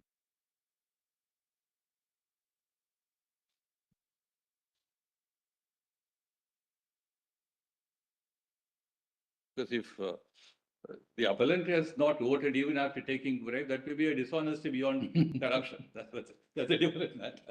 But we are not getting in that question. Justice Ramasubramaniam on the previous bench, my lords, made reference to Contract Act and breach of promise, etc. My lords. In a lighter vein, when the same matter came up. My compilation is one more fact, because the US law is littered with a large number of examples. I mean, a real interesting spectrum of conduct of members outside the parliament. So what we do is we just look at the learned attorney's, the last article which he wants to show us, and then we look at Mr. Patwalia's notes. Sure, That is, Correct. we don't have to go to all the underlying judgments because we have to refer it to, if we are, So if we are that with has you, to be we done, have to refer. that has to be done by the larger bench. I But have we a will see feeling. what groundwork you have laid in your Yes, notes. yes. I would also like to be heard for 2 minutes before your lordships call upon Mr. Patwalia. Minutes only in response to attorney, and then minutes. Let's complete with the learned attorney's submissions. PDF page 292, 291. This is extract from both Parliament and Congress, the comparison of the. The earlier article was at what page? Page 281, I think, right? Earlier one which you referred to as 281? Yes. Now 290? It's another, kind of page 291 bottom. Last paragraph, PDF page 291. 291. What does it say, Mr. Attorney? A brief overview of the Supreme Court jurisprudence. In the area of speech or debate protections in Skilburn, it is appropriate to establish the context for litigation testing the validity of an FBI search warrant of a sitting member's congressional office. The Court of Appeals for the District of Columbia Circuit in the case of so-and-so accurately recites the background legal principle of jurisprudence and is quoted here at length. The next page.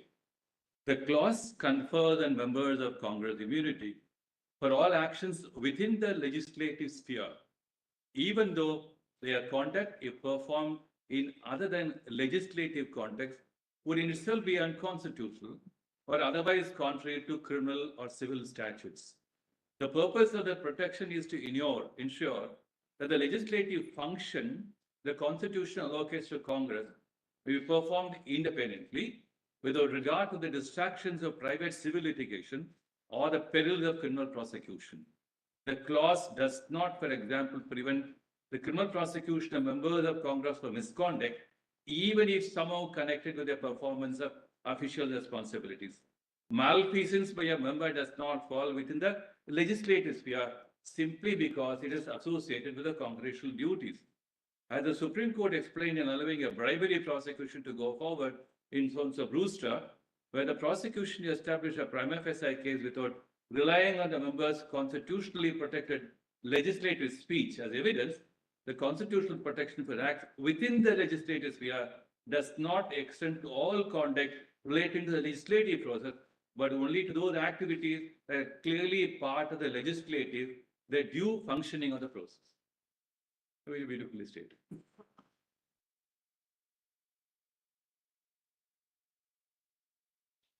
Therefore, while on the one hand, certainly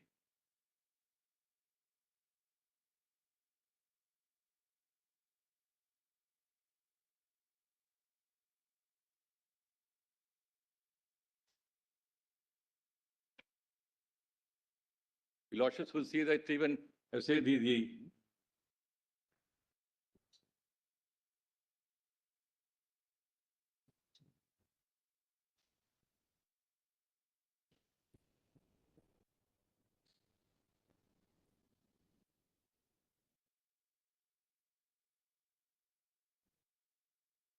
I find this one area where the codification excess has eluded Congress and legislatures and parliament for a good number of reasons. For if Nasibra has to be reopened in a given case where the width of 194. If you are relying on this extract, this would indicate that Narasimha Rao is wrong. No, therefore, in a given case where the principle has to be directly tested. You are on this, that look, in this case, it does not strictly speaking arise. That's right. But this I enumeration, don't want this, either. this enumeration of the legal position indicates that the decision of Narasimha Rao is wrong. Correct.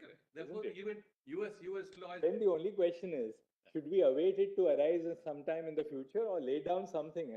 But provided the question of Narasimha You must also not ignore that if it also furthers public morality on the part of our elected representatives, then we should not really defer our decision to some uncertain day in the future. No, therefore, isn't it? This case should rest on its own facts. Prosecution must continue. Therefore, the question of 194 does not arise here. That's my submission. Right.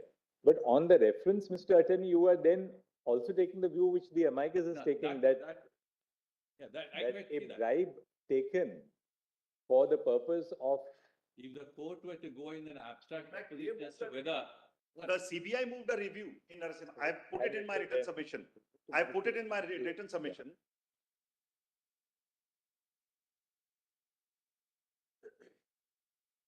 They moved a review. I find the disconnect between the. Mr. Attorney, Yeah. in which case your stand has to be clear that you are supporting the prosecuting agency here.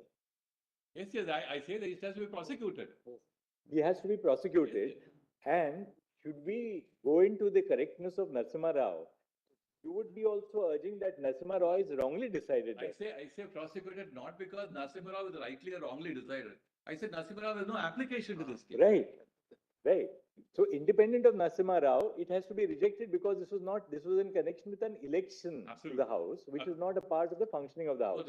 But if you were to go into the correctness of it, the extract which you are relying upon here, you must then say that according to you, Narasimha Rao is wrongly decided if you were to go into it. We need to show that in what context probably the court will be called upon to look into the sweep of 194. Therefore, I don't think this case probably would warrant that. This case, that's all. got your point. But otherwise, 194, if the propositions. You're right, but as a constitution bench, particularly an issue which deeply affects the morality of our polity. We should not, in that sense, not take an opportunity to straighten the law. But would you not always lay down a law only in the context of a certain set of facts, which call for an interference by the court? So the set of facts are absent here. Should Narasimha Rao be the abstract revisited? I have reservations about Narasimha Rao. But we have 4 eminent counsel appearing on this. What better opportunity for the court to straighten the law? Normally you don't want to get into a broader issue of law where, you feel you may not get the correct assistance because then the entire burden is on us. Even there we take up the burden sometimes. There are 2 concerns here. But when you have squarely, a conflict between the opposing viewpoints, Mr. Ramchandran is arguing on one side, we have Mr. Patwale and Mr. Shankar Narayan, and we have the Attorney General. We should set the law straight,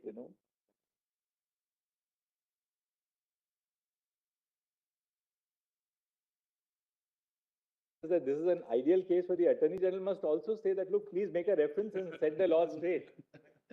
Ultimately, this is something which concerns our polity. Why did he not say that? I think I made that position very clear. In fact, by citing this, you have indicated where your line of argument will. I definitely wanted to show that the state of the law, but does not mean that I want to flow along with this, Yes. because on the facts of the case, because Fact, you got your point, that look, here, it was not in connection with legislative business. Therefore, in any case, there's no immunity. This appeal has to be dismissed. but where the court has to go into the question, what will be the sweep of legislative business? And what conduct which may have a direct and indirect nexus with legislative business would fall within 194 will be the ultimate matter All to right. be discussed. Thank you, Mr. Attorney. Let's hear I- Mr. Ramchandran for 2 minutes Yes, and then please. we'll call upon Mr. Yes, Patwaria. Yes, Thank you, Mr. I was drawing attention to my written submission only apropos what the Attorney General said in his written submission, because I'd only said it orally. Just volume 1 minutes, All right. just 2 paragraphs I want. Just one. Volume 1, Which para? minutes, PDF page 3, para 4. One more thing. Good.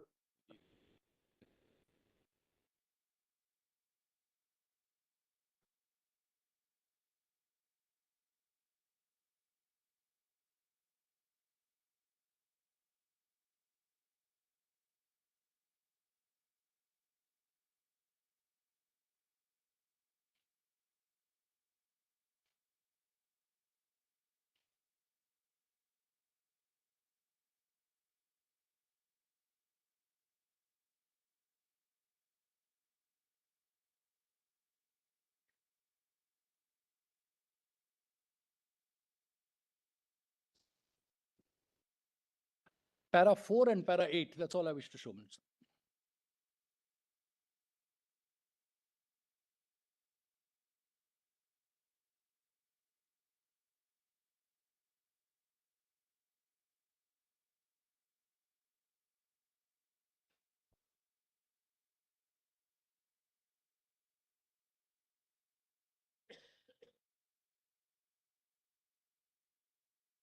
Only paras 4 and 8. Minutes. 4 and 8. Para 4 is only to indicate the question involved.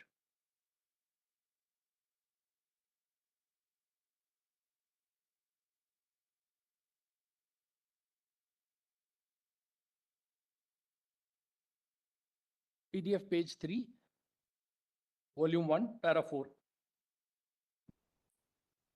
The main issue in this case is whether the appellant, a sitting member of the Legislative Assembly, could be prosecuted in a case of alleged bribery, particularly when this matter in no uncertain terms relates to events pertaining to a vote given by the appellant in a capacity as a member of the Legislative Assembly in the background of Article 194(2) and the law laid down in P.V. Narasimha Rao.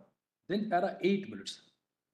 It is para 8, PDF page 4.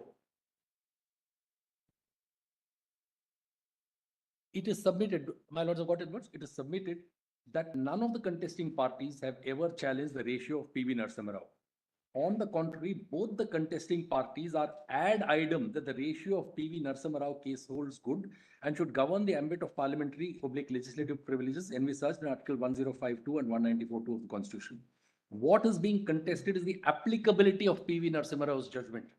The respondent, this is the Attorney General stand also here, minutes. The respondent CBI believes that the said judgment does not apply in the instant case as the polling for Rajya Sabha election was held outside the house in the lobby and cannot be taken as a proceeding of the house like a no confidence motion. And in support of this, minutes, they rely on P.N. Shukul and minutes Kuldeep Nayyar.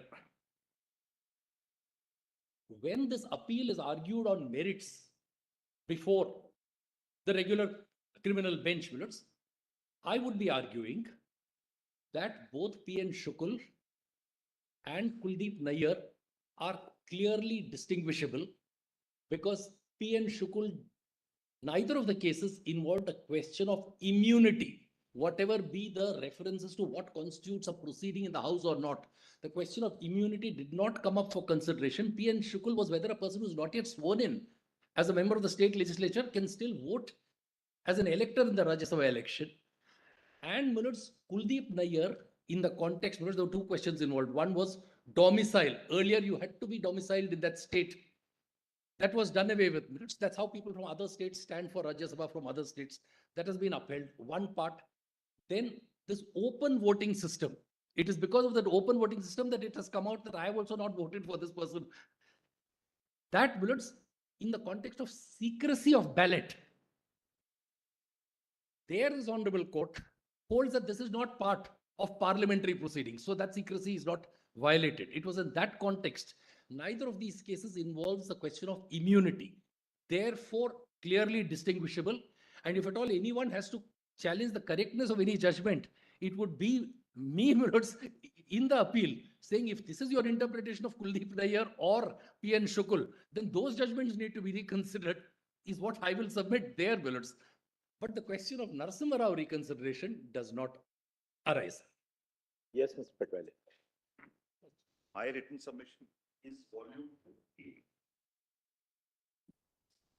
Come, come.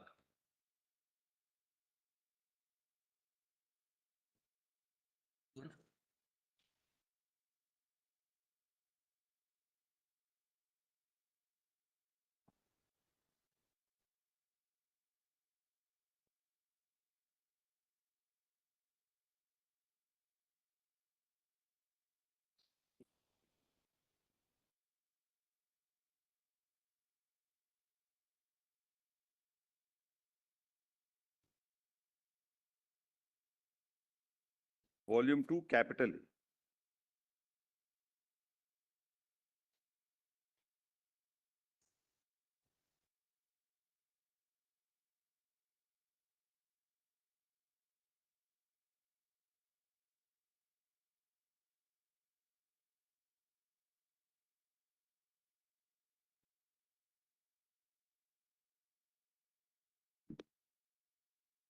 May I? Yes. Firstly, Justice Barucha, for himself and Justice Rajendra Babu, in his judgment relies upon ex parte Wilson and United States versus F. Johnson and the dissenting judgment in United States versus Brewster. This actually distinguishes and waters down Johnson to reach the conclusion that he does. That is, Article 105(2) protects a member of parliament against proceedings in court that relate to or concern or have a connection or nexus with anything said or vote given by him in parliament. Apart from this, Justice Barucha discards the judgment in R versus Curry on the ground that it has not been tested in appeal. Para 142 is, for the first time in England, Justice Buckley ruled in R versus Curry that a member of parliament who accepts a bribe to abuse his trust is guilty of the common law of offense of bribery. The innovation in English law needs to be tested in appeal. So therefore, this judgment relies on ex parte Watson, which is clearly distinguishable. Justice Agarwal distinguishes it. That was actually a proceeding in parliament only. And F. Johnson is distinguished and not followed in Brewster. As against this, 1.2, Justice Agarwal relies upon the view in R versus Curry, supported by the majority view in United States versus Brewster, the subsequent judgment in United States versus Helstowski, both of which consider the judgment passed in F. Johnson and explain it by taking a different view. Justice Agarwal further places reliance on judgment passed by the Canadian court in Bunting and the Australian decision in White and Boston to support his decision. Thus, the judgment of Justice Agarwal follows the international trend, while the judgment of Justice Barucha still seeks to hold on to a view which was subsequently explained and diluted even in the original jurisdiction. So therefore, in all original jurisdictions, now the view is that this is not a class of super citizens which is immune. In fact, the view is that if you commit a crime, you have to be tried by the ordinary criminal court of the land. That's one point. Secondly, the view of Justice Agarwal carries out and effectuates the real purpose of Article 105(2) of the Constitution, which is to secure freedom for legislative acts, and does not intend to create super citizens who cannot be prosecuted under normal criminal laws. It is important to note that the same was observed by the Supreme Court of United States in United States versus Brewster at para 40, that admittedly the speech or debate clause must be read broadly to effectuate its purpose of protecting the independence of the legislature, but no more than the statutes we apply was its purpose to make members of Congress super citizens immune from criminal liability. That's the point, Lord. The purpose of this clause is to protect the integrity of the legislative process. by ensuring independence of a legislature of his actions in the legislature. Now, then thirdly, Justice Agarwal examines the matter in hand and holds that any other interpretation of Article 105 would be subversive of the rule of law. The Honorable Judge at para 47 states, an interpretation of the provision of Article 105(2), which would enable a member of parliament to claim immunity from prosecution in a criminal court for an offence of bribery in connection with anything said by him or vote given by him in parliament or any committee thereof, and thereby place such member above the law, would not only be repugnant to the healthy functioning of parliamentary democracy, but would also be subversive of the rule of law, which is an essential part of the basic structure of the Constitution. This issue has not even been considered in the judgment of Justice Bharucha. The real purpose, the point here is, what is the purpose of 105? That real purpose has not been considered at all by Justice Bharucha. In fact, I'll read a couple of paragraphs from Justice Bharucha's view, where he says we have to give it the broadest interpretation. Any nexus, any connection with the bribe and the proceeding is enough to give you immunity. That's not the view, my lord, anywhere in the world today. So a member of parliament, according to you, should not be proceeded against even criminally for the expression of a view in parliament or the state legislative assembly. Correct. Because that would impinge upon the freedom to express views. Correct. Without any sense of fear. Absolutely. For instance, if you were to be proceeded against for defamation. Correct. For a view which you expressed on the floor of the House. Correct. That would directly prevent members of parliament from expressing their views in a very candid and forthright manner. Correct. But according to you, if you are prosecuted for bribery, this has nothing to do with your legislative, Correct. the object of that immunity. And Vasan was a case where the prosecution was for perjury, that the member in parliament spoke something which he knew to be untrue. There the protection was granted in Vasan, saying that yes, that's a proceeding in parliament. And if he makes an expression in parliament, then he is immune from ordinary criminal laws for that expression made by him in parliament. Now that is quite different and apart from an act like accepting a bribe, which is never accepted in parliament.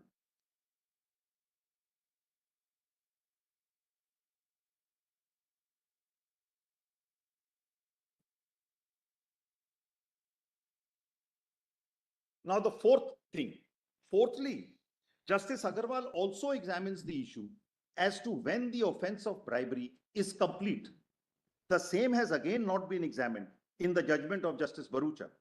It is important to consider the observations made by Justice Agarwal at para 50, wherein which it is stated that the offence of bribery is made out against the receiver if he takes or agrees to take money for a promise to act in a certain way. The offence is complete with the acceptance of the money or on the agreement to accept the money being concluded, and is not dependent on the performance of the illegal promise by the receiver. The receiver of money will be treated to have committed the offence even when he defaults in the illegal bargain. For proving the offence of bribery, all that is required to be established is that the offender has received or agreed to receive the money for a promise to act in a certain way, and it is not necessary to go further and prove that he actually acted in that way. This is also very important, because the offence is complete even before the member actually steps into the parliament, let alone perform any parliamentary act. And nothing proves it from the next part, which I have mentioned. Look at a simple prosecution under the Prevention of Corruption Act. Suppose a Mamlatdar accepts money for mutating the land revenue records. Now, if the acceptance of the bribe or the agreement to accept the bribe is established, you don't have to establish that he actually mutated the land records. What he did, this is irrelevant. This aspect has not even been considered by Justice Bharucha. Now kindly see the next sentence, because that makes the point. Nothing demonstrates this more clearly than the fact that Shri Ajit Singh MP, who abstained from voting, was held liable for the offence of bribery, because the protection granted under 105 of the Constitution can only be granted to those who voted, thus completely proving the point that the offence of bribery is complete on acceptance of the money and is independent of whatever action follows in parliament. So even Justice Bharucha says that Ajit Singh, having accepted the money, did not vote. And because he did not vote, the parliamentary immunity is not attracted to him, and therefore he can be prosecuted, and therefore holds that he can be prosecuted, and therefore further holds that the bribe givers can be prosecuted under 120B because he is being prosecuted. So therefore, this goes to conclusively prove that the offense of bribery is independent of whatever action they had taken in parliament. And this is considered by the subsequent English laws also. Now, my lord, this is on merits. Now the next. There is also another very interesting and important issue which surfaces upon a reading of the three judgments in P.V. Narasimha Rao's case. Justice Barucha for himself and Justice Babu, Justice Agarwal for himself and Justice Anand, and then the third judgment of Justice G.N. Ray. Three issues were considered by the court. The first issue being as to whether a legislator is a public servant or not. All three judgments are concurring on this aspect, that a legislature is a public servant. The second issue was as to which is the competent authority to grant sanction. As per Justice Agarwal, the chairman of the Rajya Sabha and speaker in the Lok Sabha is competent to grant sanction till provision is made by parliament, and therefore proceedings can be initiated after taking approval. As per Justice Barucha, there is no authority to grant sanction as yet. Therefore, till such time, no proceedings can be commenced against the legislature. On this issue, Justice Ray agrees with Justice Agarwal and says that with the sanction of the chairman, it can be done. However, on the third issue, regarding interpretation of Article 105 of the Constitution and the protection given, Justice Ray disagrees with Justice Agarwal and agrees with Barucha that protection under Article 2 of Article 105 must relate to the vote actually given and speech made in Parliament by a member, and that Article 2 of 105 must be interpreted broadly and not in a restricted manner. Thus, the net result is that on one issue, all three judges are concurring. On the second issue, the second judge agrees with the first judge, and on the third issue, the second judge agrees with the third judge. Therefore, it is submitted that for such an important issue relating to interpretation of a constitutional provision, and in view of the diverse verdict which is rather fractured, there is a pressing need for the same to be examined by a larger bench. It's a very, the three issues are there, then one judge is agreeing, all three are agreeing on one, then two are agreeing on one, and then on the other two are agreeing. So it's rather quite fractured in that sense also.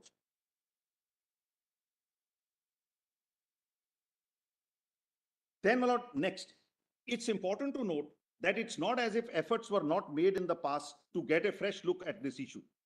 After the judgment was passed in P.V. Narasimha Rao's case, review petition 2210 to 2227 of 98 were filed, which was, however, dismissed subsequently by a bench of 5 honorable judges on the ground of delay of 179 days.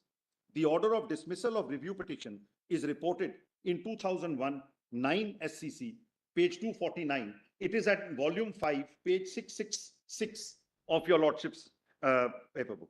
Apart from the above, writ petition bearing 7490 of 99 was filed before this court, challenging the majority judgment in Narasimha Rao's case. This honorable court, by order dated 1st May, referred the same to a bench of 5 judges, noticing a submission regarding maintainability of such a petition. Thereafter, however, that writ petition was dismissed on 18 July 2002, keeping in view the principles laid down in Rupa Ashok Hura. Clearly, the bench of 5 honorable judges would have been of the view that the petition did not meet the requirements of a curative petition. Finally, in this third proceeding now, the matter has again come up in reference before this court. Actually, the review was by the CBI to begin with. The CBI filed a review saying that the judgment needs a fresh look. That review ultimately is dismissed on the ground of delay. Then a fresh writ was filed, referred to 5 judges. Ultimately, it was rejected, saying, after noticing the judgment in Ashok Hura, say possibly that it doesn't meet the parameters of a curative, and therefore it was rejected. So it's not as if efforts have not been made to get this judgment a fresh look. Now, my lord, the purpose, this is more in the nature of argumentative, my lord, 6.3. I need not read this at the moment, my lord, because this is more on merits and not on the reference alone. Now, if I can show your lordship some paragraphs of the judgment itself to show how the judgments proceed, my lord. If your lordship will have volume 5, part 1. Paging is right. 5.5. The judgment begins at page 531.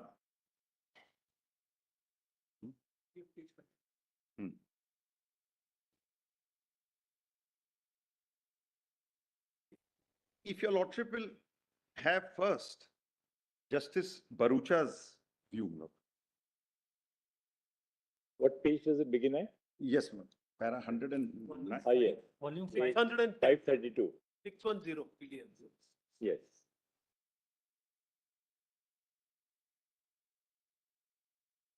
Volume 5. Yes. So it's at 609, the judgment begins.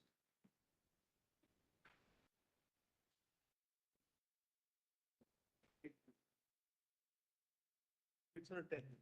610, sorry. Of volume 5? Volume 5. 610. Actually, I have it at 532 actually. Oh, okay. Lordships are referring to the PDF, no? Page 532 is the judgment. Yes. At page 610. Correct.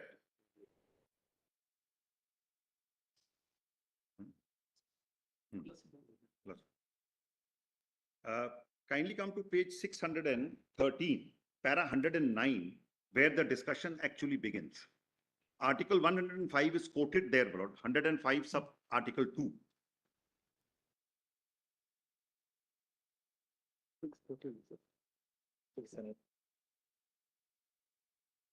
107. 105 sub Article 2 says, no member of parliament shall be liable to any proceedings in any court in respect of anything said or any vote given by him in parliament or any committee thereof, and no person shall be so liable in respect of the publication by or authority under authority of either house of parliament or any report, paper, vote or proceeding. Now the discussion starts at page 109 onwards, and if your lordship will see, come to straightaway page. Various Indian judgments are quoted, my lord. Then your lordship may come to para 117, 118. The question was PDF 621.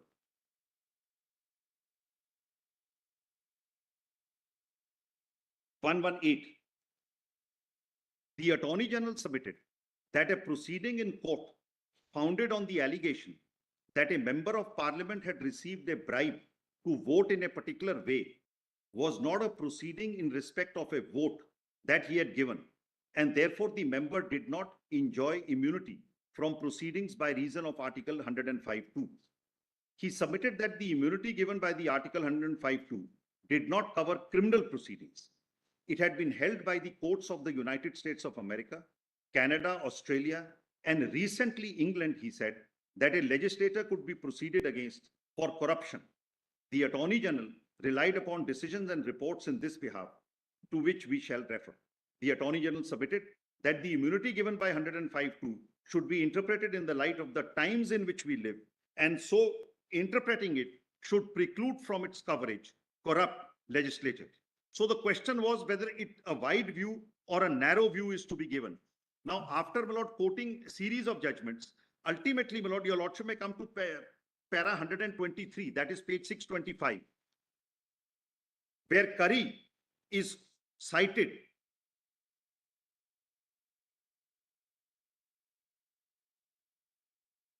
Just kindly see para 123.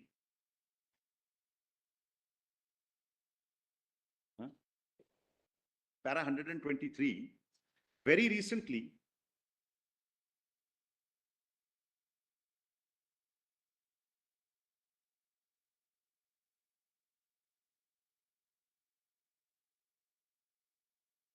I'm going to read.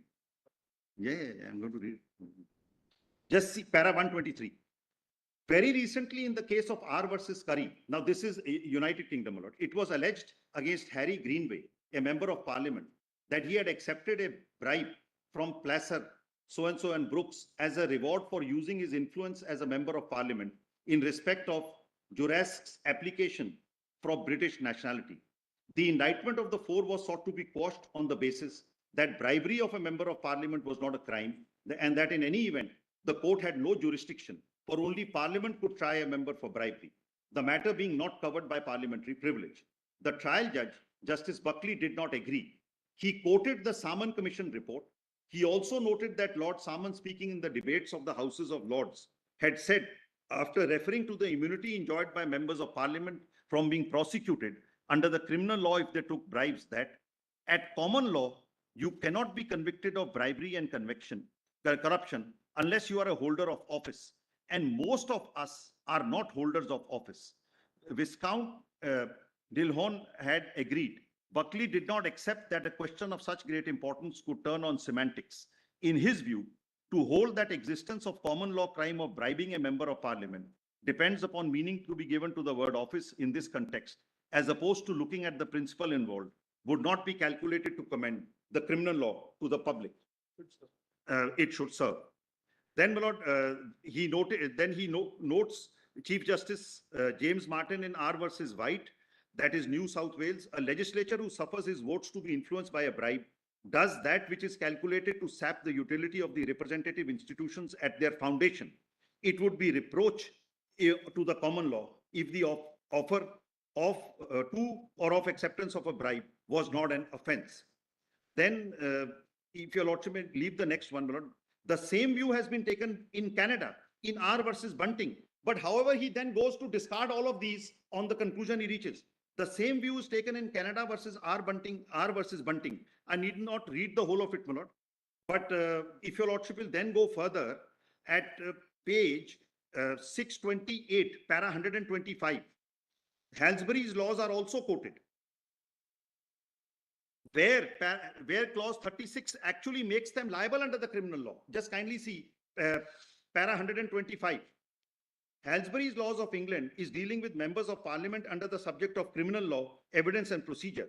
36, members of parliament, except in relation to anything in debate, a member of the House of Lords or of the House of Commons is subject to the ordinary course of criminal justice. The privileges of parliament do not apply to in criminal matters.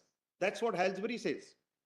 Then 126, my lord, he says, before we deal with the judgment in United States Supreme Court in United States versus Brewster, which lends support to the Attorney General's submission, we should set the speech of debate clause in the Constitution and refer to the judgment in Johnson. Now, my lord, Johnson is distinguished and not followed in Brewster. So now the next few pages are dedicated to Johnson.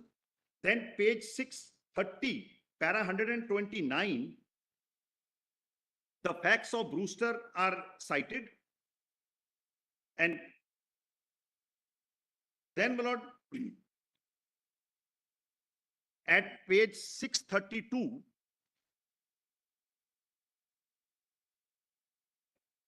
yes. And my lord, at 627 at the bottom, my lord, this is page 631. Page 631 at the top, referring to the case of Johnson, Chief Justice Berger. This is Brewster now. This is the extract from the judgment in Brewster. And if your lordship will go to the bottom of the page, the speech or debate clause, your lordship has got it? This at page 631, Placetum F. Yes. Just next to Placetum F, the speech or debate clause admittedly has to be read broadly to effectuate its purpose of protecting the independence of the legislative branch. But its purpose was not to make members of the Congress super citizens immune from criminal responsibility.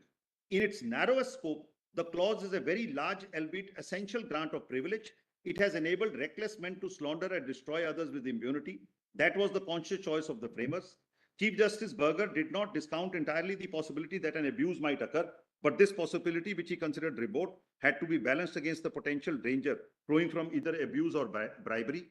Then, my lord, it goes on discussion. Para 130, then he starts the dissenting view, which goes on to the next few pages. And then ultimately, if your lordship will come to page 635, para 132.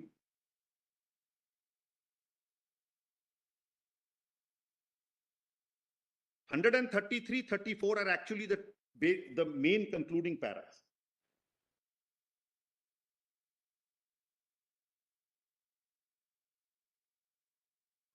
Hundred and 32, it is noted the judgment in Brewster was followed in United States in Helstokski. Justice Brennan, dissenting expressed the view that indictment in question should have been dismissed, since a corrupt agreement to perform legislative act, even if provable without reference to the acts, may not be subject of general conspiracy protection. That was the dissent. Now 33-34 actually is what he concludes. Broadly interpreting, as we think it should be, Article 105(2) protects a member of parliament against proceedings in court that relate to or concern or have a connection or nexus with anything said or a vote given by him in parliament. This is too broad. The submission is this is far too broadly stated. The learned Attorney General argued against this broad construction, but the very broad construction is accepted.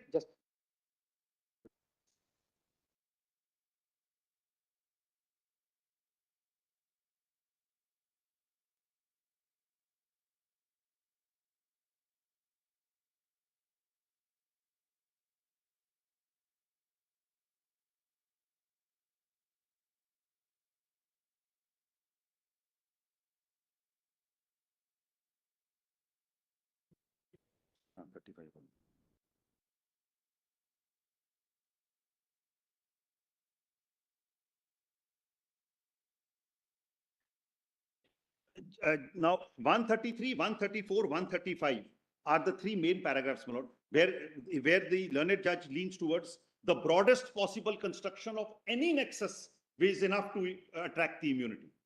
Now 133 I have read, my lord. 34.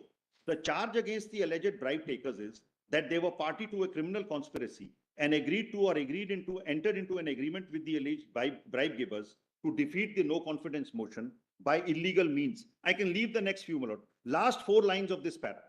The nexus between the alleged conspiracy and bribe and the no confidence motion is explicit.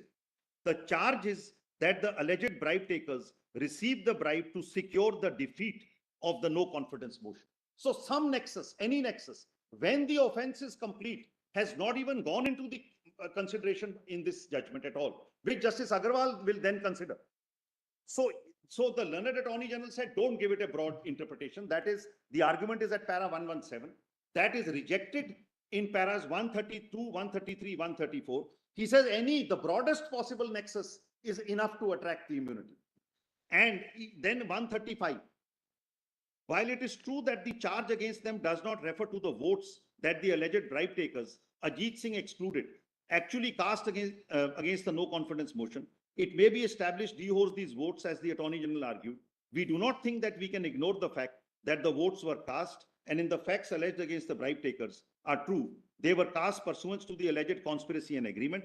It must then follow, given the expression in respect of, must receive a broad meaning, that the alleged conspiracy and agreement had a nexus to and were in respect of those votes, and that the proposed inquiry in the criminal proceeding in this regard is the motivation thereof. It is difficult to agree with the learned Attorney General that though the words in respect of must receive a broad meaning, the protection is limited to court proceedings, and that is on a slightly different point, my lord. Then, my lord, if your lordship will see, at page 136, 137, at page 636, we are para 137. We are acutely conscious of the seriousness of the offense that the alleged bribe takers are said to have committed.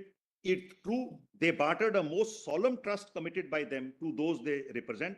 By reason of the lure that they received, they enabled the government to survive. Even so, they are entitled to the protection that the Constitution plainly affords them. Our sense of indignation should not lead us to construe the Constitution narrowly, impairing the guarantee to effective parliamentary participation and debate. My submission is that it is not what is being protected is not the guarantee of effective parliamentary participation and debate.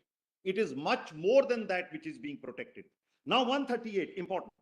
We draw support from the view we take from the decision in Johnson and dissent in Brewster. So what is the support comes from Johnson, which is dissented in Brewster, not followed in Brewster. And in Brewster, then my lord picks up the dissenting view and not the majority view, which will be picked up by Justice Agarwal.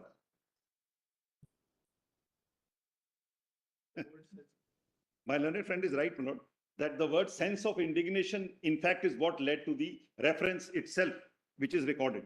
Then, my lord, if your lordship will see, at para 142, R versus Curry at page 637, para 142, R versus Curry is discarded because it says it needs to be tested in appeal. Just see para 142. For the first time in England, Justice Buckley, your lordship, for the first time in England, Justice Buckley ruled in R versus Curry that a member of parliament who accepts a bribe to abuse his trust is guilty of the common law offense of bribery. The innovation in English law needs to be tested in appeal. We say this with respect, having regard to earlier English judgments, and we find support in the 22nd edition of Erskine, Mary May's treatise on law privilege, etc. Then that is quoted. Then 143 and 144. Now this is the inconsistency of which emerges from the view taken. 143. Our conclusion is that the alleged bribe takers, other than Ajit Singh, have the protection of 105(2) and are not answerable in a court of law for the alleged conspiracy and agreement. Charges against them must fail. Ajit Singh, having not cast a vote on the no confidence motion, deserves no immunity. So they all took bribes. The one who did not act does not get immunity, and the others who did act are immune. Is also a grave contradiction which arises from the ratio of the law laid down. And because Ajit Singh has no immunity, then the rest also can be prosecuted, is the next paragraph. What is the effect of this upon the alleged bribe givers? In the first place, the prosecution against Ajit Singh would proceed, he not having voted on the no confidence motion, therefore not having the protection of Article 105(2). The charge against the alleged bribe givers of conspiracy and agreement with Ajit Singh to do an unlawful act, therefore must proceed.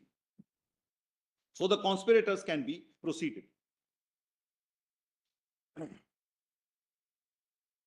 So, my lord, this broadly is the view taken by Justice Bharucha.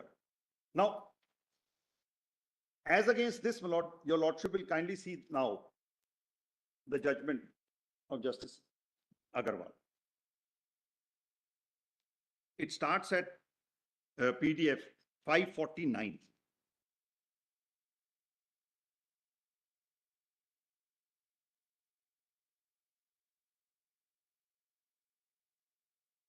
After the preliminary facts and everything, at 557, placetum G, are the questions which are formulated.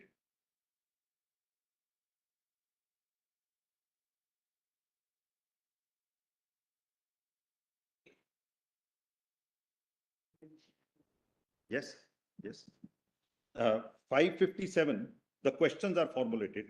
Now, the two questions arising for consideration can be, does Article 105 of the Constitution confer any immunity on a member of parliament from being prosecuted in a criminal court for an offence involving offer or acceptance of bribe? Is member of parliament excluded from the ambit of the 1988 Act for the reason that he is not a person who can be regarded as a public servant? They're all unanimous on this, and he's not a person comprehended. So on these two here, they are unanimous.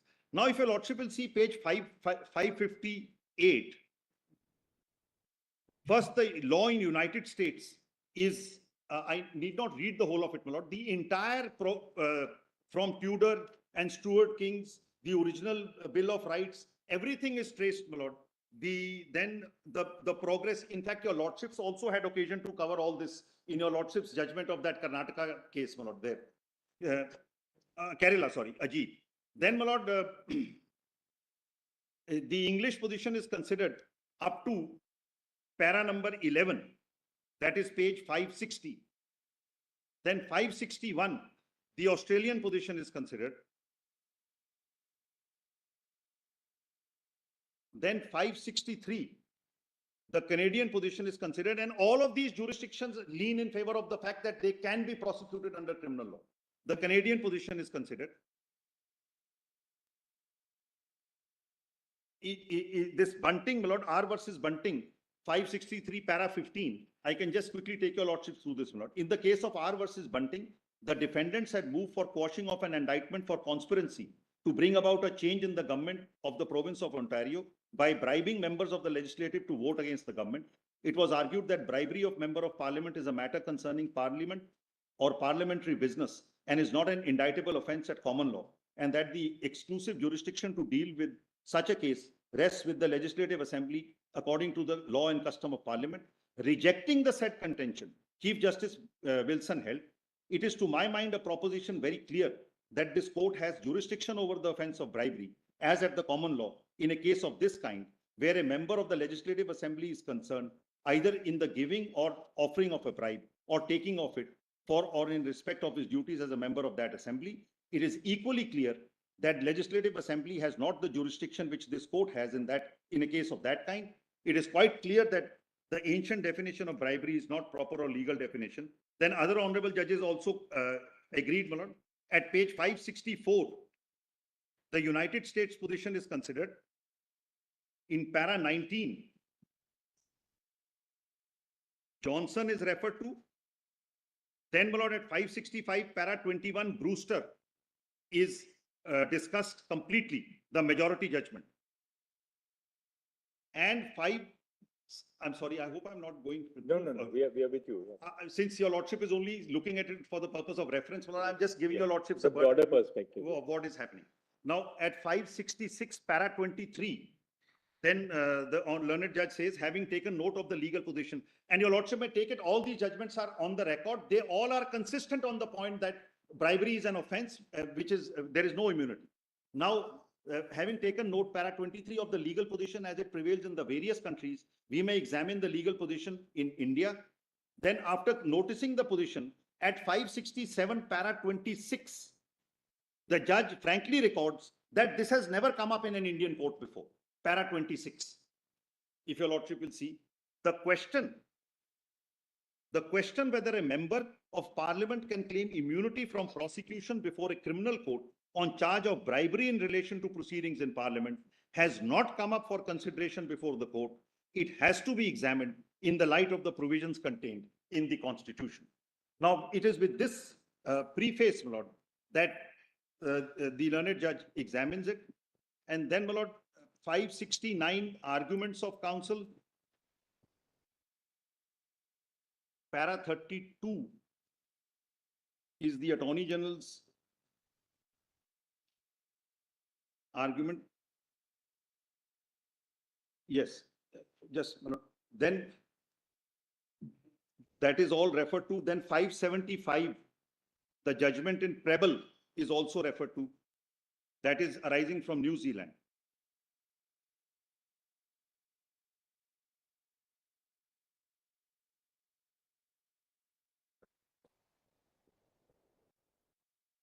Then, my lord, para 41 onwards, that is 572, 576, sorry, 576, the learned judge starts discussing.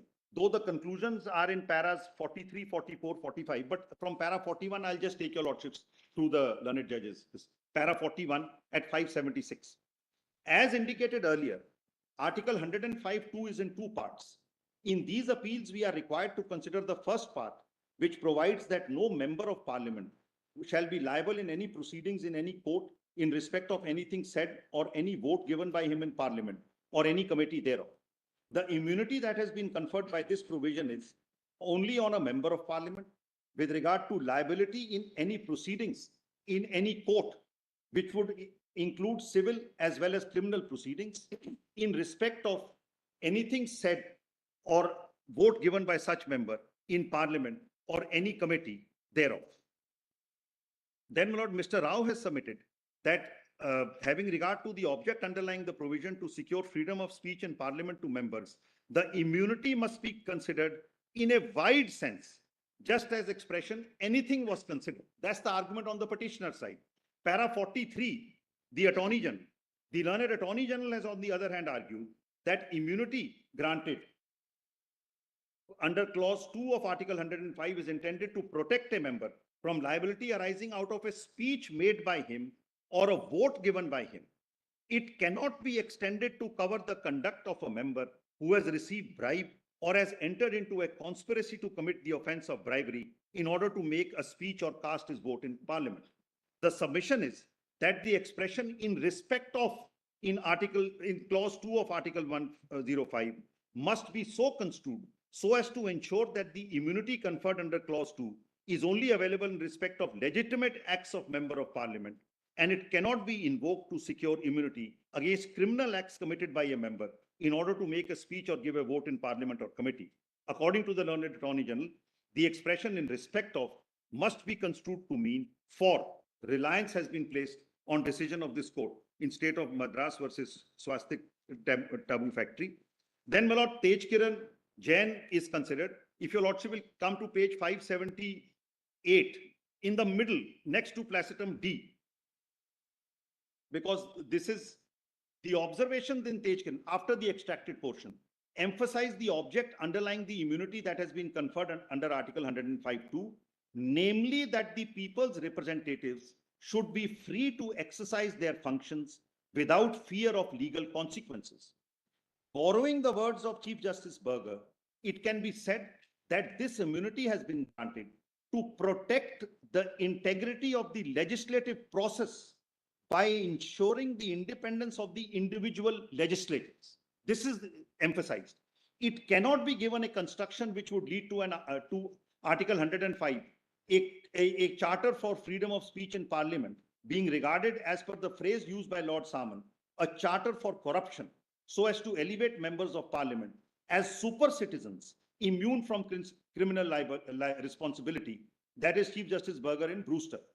It would indeed be ironic if claim for immunity from prosecution founded on the need to ensure independence of members of Parliament in exercising their right to speak or cast votes in Parliament would be put forward by a member who has bartered away his independence by agreeing to speak or vote in a particular manner in lieu of illegal gratification that he has been paid or promised. By claiming immunity, such a member would be seeking a license to indulge in corrupt practice. So this is the crux, my lord.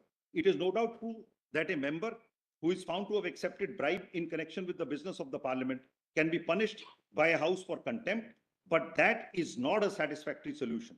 In exercise of power to punish for contempt, House of Commons can convict a person for custody, etc. My lord, then May's Parliament. Just a few more paragraphs, my lord, I want to show from this judgment, and then I am quite done to say that, in fact, We'll come back up. yes, yes.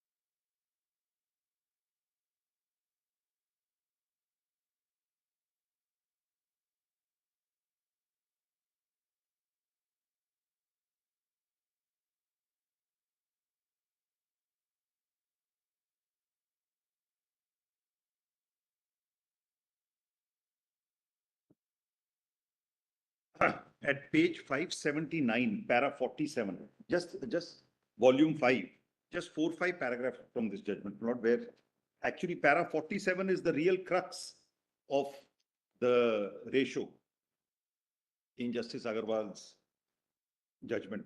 47 is where he really lays, is the finale. And then paras 50 to 52 are when the offense of bribery is complete, it's prior. Now, as mentioned 47, as mentioned earlier, the object of the immunity conferred under Article 1052 is to ensure the independence of the individual legislatures. Such independence is necessary for healthy functioning of the system of parliamentary democracy adopted in the Constitution. Parliamentary democracy is a part of the basic structure of the Constitution. An interpretation of the provisions of Article 1052, which would enable a member of parliament to claim immunity from prosecution in a criminal court for an offense of bribery in connection with anything said by him or a vote given by him in parliament or any committee thereof, and thereby place such member above the law, would not only be repugnant to healthy functioning of parliamentary democracy, but would also be subversive of the rule of law, which is an essential part of the basic structure of the Constitution. It is settled law that in interpreting the constitutional provisions, court should adopt a construction which strengthens the foundational features and the basic structure of the Constitution. That is Subcommittee of Judicial Accountability. The expression in respect of precedes the words anything said or any vote given in Article 105(2). The words anything said or any vote given can only mean speech that has already been made or a vote already been given. The immunity from liability therefore comes into play only if speech has been made or vote has been given. Immunity would not be available in a case where speech has not been made or vote has not been given. When there is a prior agreement whereunder a member of parliament has received an illegal consideration in order to exercise his right to speak up or give vote in a particular manner on a matter coming for consideration before the House, there can be two possible situations. There may be an agreement whereunder a member accepts illegal gratification and agrees not to speak in parliament and not to give his vote in parliament. The immunity granted under 105 would not be available to such a member, and he would be liable to be prosecuted on the charge of bribery in a criminal court. This is Justice Barucha also agrees when he lets Ajit Singh go. What would be the position if the agreement is that in lieu of illegal gratification paid or promised, the member would speak or give his vote in parliament in a particular manner and speaks and gives his vote in that manner? As per the wide meaning suggested by Shri Rao for the expression in respect of, the immunity for prosecution would be available to the member who has received illegal gratification under such an agreement for speaking or giving his vote and who has spoken or given his vote in parliament as per the agreement, because such acceptance of illegal gratification has a nexus or connection with such speaking or giving of vote by that member. In the construction placed by Shri Rao on the expression in respect of is adopted, the member would be liable to be prosecuted on the charge of bribery if he accepts bribe for not speaking or not giving vote on a matter under consideration by the House, but would enjoy immunity from prosecution for such a charge if he accepts bribe for speaking or giving his vote in parliament in a particular manner, and he speaks or gives in vote in parliament in that manner. It is difficult to conceive that the framers of constitution intended to make such a distinction in the matter of grant of immunity between a member of parliament who receives bribe for speaking or giving vote in parliament in a particular manner and speaks or gives vote in that manner, and a member of parliament who receives bribe for not speaking or giving vote in a particular matter coming in the House and does not speak or give vote as per agreement so as to confer an immunity on prosecution on the charge of bribery on the former, but denying such immunity on the latter. Such an anomalous situation would be avoided if the words in respect of in Article 105 are construed to mean arising out of. In the expression if in respect of is thus construed, the immunity conferred under 1052 would be confined to liability that arises out of or is attributable to something that has been said or vote that has been given by a member of parliament or committee thereof. The immunity would be available only if the speech has been made or vote has been given is an essential and integral part of the cause of action for the proceedings giving rise to liability. the immunity would not be available to give protection against liability for an act that precedes the making of the speech or giving of the vote by member in parliament, even though it may have a connection with the speech made or vote given by the member. If such an act gives rise to liability which arises independently, does not depend on the making of speech or giving of vote in parliament, such independent liability cannot be regarded as liability in respect of anything said or vote given by member in parliament. The liability for which immunity can be claimed under 1052 is the liability that has arisen as a consequence of the speech that has been made or the vote that has been given in parliament. That's the crux of the matter. Now, this is further sort of cemented or supported by what is said now in para 50 onwards.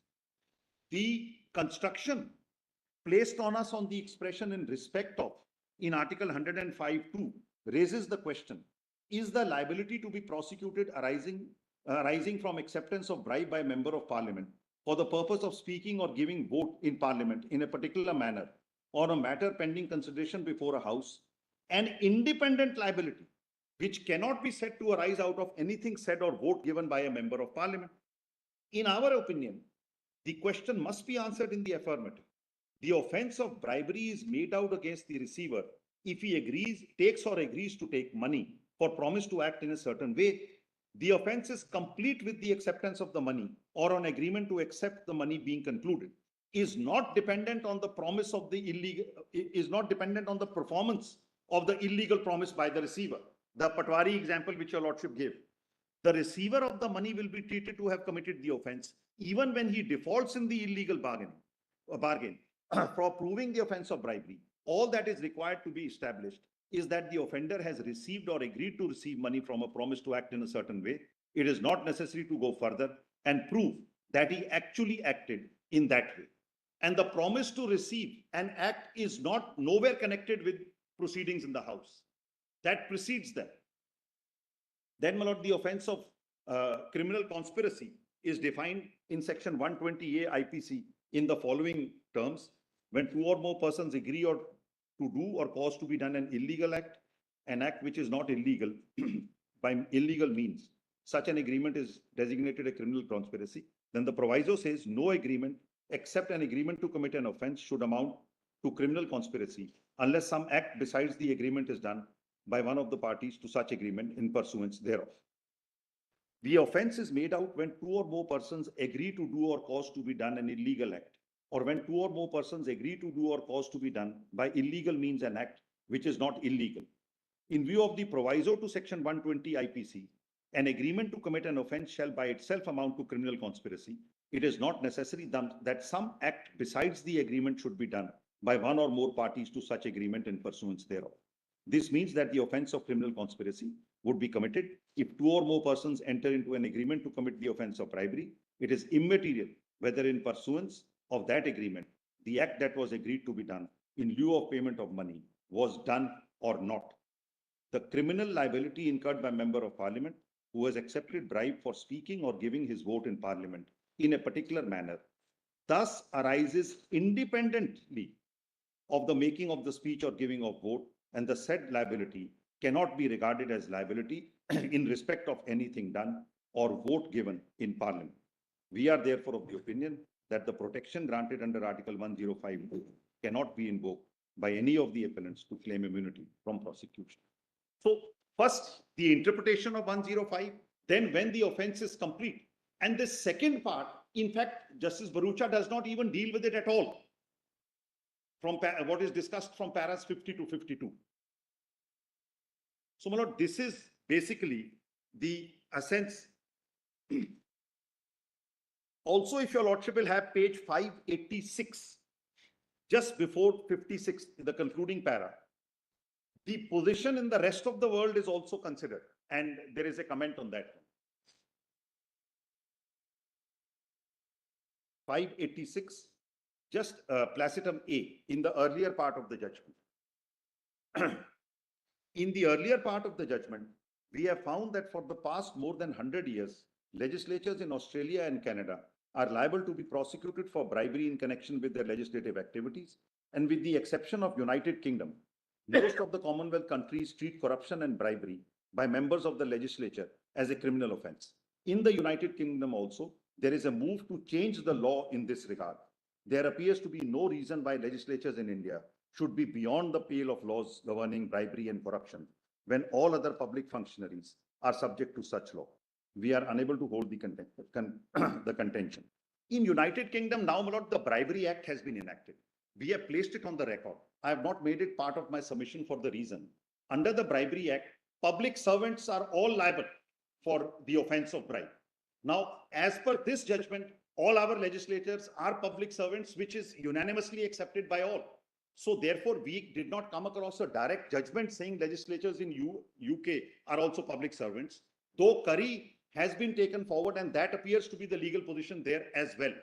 But the Bribery Act has been enacted, and run up to the Bribery Act, in fact, your lordships, I'm going to cite K. Ajit after this. Your lordships have noticed that entire development over there. And then your lordships have said some 3 paras of Ajit also I'll cite to your lordships. Now, my lord, the third judgment of Justice Ray is at page 609 of this. It's a short order, my lord. I'll just read to your lordships, where he agrees in parts with both the judgments.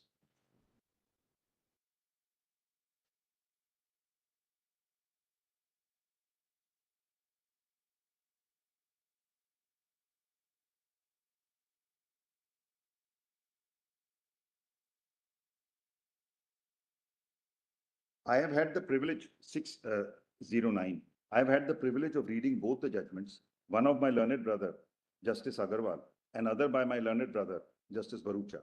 Though I respectfully concur with the finding of Justice Agarwal and agree with the reasoning for such finding that 1, a member of parliament is a public servant under section 2C of the Prevention of Corruption Act, and 2, since there is no authority competent to grant sanction for prosecution of a member of parliament under section 19(1) of the Prevention of Corruption Act 1988, court can take cognizance of the offences mentioned in section 19(1) in the absence of sanction. But before filing a charge sheet in respect of an offence punishable under section 7, 10, 11, 12, 15, 88 Act against a member of parliament in a criminal court, the prosecuting agency shall obtain the permission of the chairman of the Rajya Sabha, speaker of the Lok Sabha, as the case may be. I have not been able to persuade myself to concur with the reasonings and findings in the judgment of Justice Agarwal that a member of parliament does not enjoy immunity under Article 105(2) or 105(3) of the Constitution from being prosecuted before a criminal court for an offence involving offer or acceptance of bribe for the purpose of speaking or giving vote in parliament. Article 105 of the Constitution deals with powers, privileges, etc. of houses of parliament, members and committees thereof. Sub-Article 1 of Article 105 makes it evident that subject to the provisions of the Constitution, rules and standing orders regulating procedure of parliament, there shall be freedom of speech. The provisions of Article 1 of Article 105 indicate in no uncertain terms that freedom of speech guaranteed under Sub-Article 1 of Article 105 is independent of the freedom of speech guaranteed under 19 of the Constitution. And such freedom of speech under Article 105(1) is not inhibited or circumscribed by the restrictions under Article 19. In order to ensure effective functioning of parliamentary democracy, there was a need felt that a member of parliament would have absolute freedom in expressing his views when deliberations made on the floor of parliament. Similarly, he must enjoy full freedom of casting vote. The protection to be enjoyed as contained essentially flow from the freedom of speech guaranteed under Article 1 of 105. Both articles complement each other. But then my lord discusses that. And on the next page, just above placitum E, as I respectfully agree with the reasonings indicated in the judgment of learned brother Justice Barucha, that in the facts of the case, protection under 105(3) of the Constitution is not attracted, but protection under sub-article 2 of 5 is available only to those accused who as members of parliament has cast their vote. I refrain from indicating separate reasons. So he agrees on 2 points with Justice Agarwal and then agrees on the third point with Justice Barucha. While on the first point, all 3 agree with each other. So that's the way how the judgment is. Now, my lord, your lordship may also see one more judgment before I make my submission. That is the judgment in K. Ajit. This is volume. This is again volume 5, my lord, page 1526. The judgment starts. Three paragraphs I want to read to your lordships. That is the state of Kerala. The factual matrix is in para 4, where your lordships have just one paragraph, 1526. On 13th March 15, the then finance minister was presenting the budget for the financial year 15-16 in the Kerala Legislative Assembly. The respondent accused, who at the time were members of the Legislative Assembly belonging to the party in opposition, disrupted the presentation of the budget, climbed over to the speaker's dais, damaged furnitures and articles including the speaker's chair, computer, mic, emergency lamp and panel, causing loss of 2,20,000. The incident was reported to the Museum Police Station by the Legislative Secretary. Crime was registered under 447, 427, read with 34 of the Penal Code, 3(1) of the Prevention of Damage to Public Property Act. On completion, then final report was submitted. Then the APP sought sanction to withdraw the case. Then, my lord, ultimately they had lost at all stages. I need not go into the facts in more detail, but the discussion, my lord, on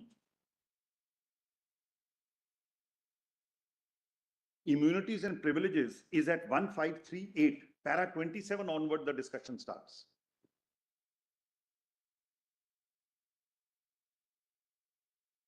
Your lordships notice Article 105, para 27 at the bottom of 1538. Notice Article 105, 194 of the Constitution. Then, my lord, your lordships have discussed it. Then your lordships have at 1540 discussed at the top the position in the United Kingdom. Shall I I need not read the whole of it, my lord. The position is discussed. Then your lordships have concluded at para 44 at page 1542 from the now the conclusion is, from the above cases it is evident that a person committing a criminal offense within the precincts of the house does not hold an absolute privilege. Instead, he would possess a qualified privilege, and he would receive the immunity only if the action bears nexus to the effective participation of the member in the house. So the narrow construction, what your lordships have actually leaned towards is Justice Agarwal's view, not the broad, not somehow anyhow. Then your lordships have discussed the position in India from para 45 onwards, and your lordships have discussed this judgment also. At page 1545, your lordships have considered Raja Rampal, the cash for query case also.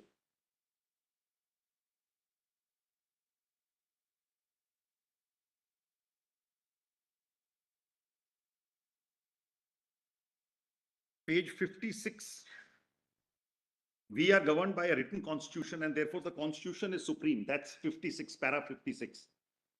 At page 1545, the principle which emphatically emerges from this judgment is that whenever a claim for privilege or immunity is raised in the context of Article 105 or 194, the court is entrusted with the authority and jurisdiction to determine whether the claim is sustainable on the anvil of the constitutional provision. The Constitution bench held that neither Parliament nor state legislature can assert the power of self-composition, or in other words, the power to regulate their own constitution in the manner claimed by the House of Commons in the UK or in the UK. The decision therefore emphasizes the doctrine of constitutional supremacy in India as distinct from parliamentary supremacy in the United Kingdom, which is also the view taken by Chief Justice in Brewster. Then, my lord, then your lordships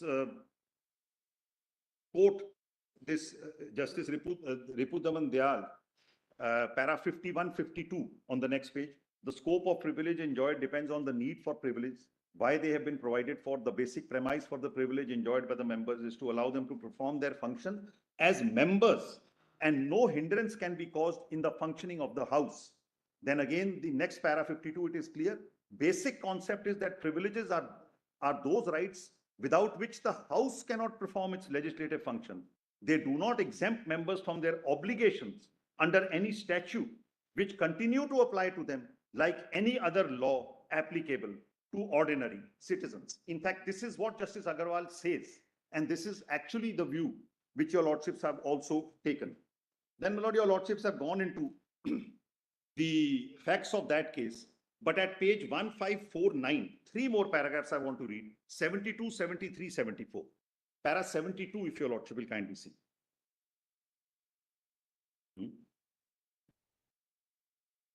Para 72. Tracing the history of the privileges and immunities enjoyed by members of the House of Commons, May makes a doctrinal division of the position in the UK into various phases. However, the standout feature which emerges from the privileges and immunities of members of the House of Commons is the absence of an immunity from the application of criminal law. This jurisprudential development began in Sir John Eliot, was developed by Justice Stephen in Bradlaugh, and cemented by the UK Supreme Court in Kiter.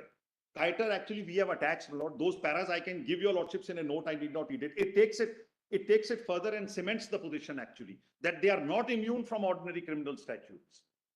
Then there is a valid rationale for this position. The purpose of bestowing privileges and immunities to elected members of the legislature is to enable them to perform their functions without hindrance, fear, or favor. This has been emphasized by three-judge bench in Lokayukta, Justice Ripu Sudan Dayal. The oath of office which members of parliament and of the state legislatures have to subscribe requires them to bear true faith and allegiance to the Constitution of India as by law established, uphold the sovereignty and integrity of India, faithfully discharge the duty upon which they are about to enter. It is to create an environment in which they can perform their functions and discharge their duties freely that the Constitution recognizes privileges and immunities. The privileges bear a functional relationship to the discharge of functions of a legislature. They are not a mark of status which makes legislatures stand on unequal pedestal. It is of significance that though Article 19(1)(a) expressly recognizes the right to freedom of speech and expression as inherent in every citizen, both Articles 105(1) and 94(1) emphasize that there shall be freedom of speech in Parliament and legislature of a state. In a sense, 19(1)(a) recognizes an individual right to freedom of speech and expression as vested in all citizens. Article 105(94) speak about freedom of speech in Parliament and state legislatures, and in that context must necessarily encompass the creation of an environment in which free speech can be exercised within their precincts. The recognition that there shall be freedom of speech in Parliament and state legislature underline the need to ensure the existence of conditions in which elected representatives can perform their functions effectively. The duties and functions are as much a matter of duty and trust as they are a right inherent in the representatives who are chosen by the people. We miss the wood for the trees if we focus on rights without corresponding duties upon elected public representatives. Privileges and immunities are not gateways to claim exemption from the general law of the land, particularly as in this case, the criminal law which governs the action of every citizen. It's a very important statement. To claim an exemption from the application of criminal law would be to betray the trust which is impressed on the character of elected representatives as the makers and enactors of law.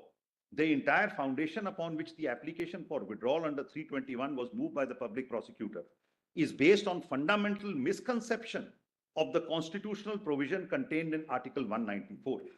The public prosecutor seems to have been impressed by the existence of privilege immunities which would stand in the way of prosecution. Such an understanding betrays the constitutional provision and proceeds on a misconception that elected members of legislature stand above the general application of criminal law. So, my lord, that is what I want to read from here, and ultimately submit, my lord, therefore, that this is a case where a reference is needed to a larger bench. Because one, the judgment which ultimately finds acceptance of the third judge actually proceeds and relies on judgments which are no longer good law in the original jurisdiction, relies on the dissenting judgment. That is point number one. Point number two, my lord,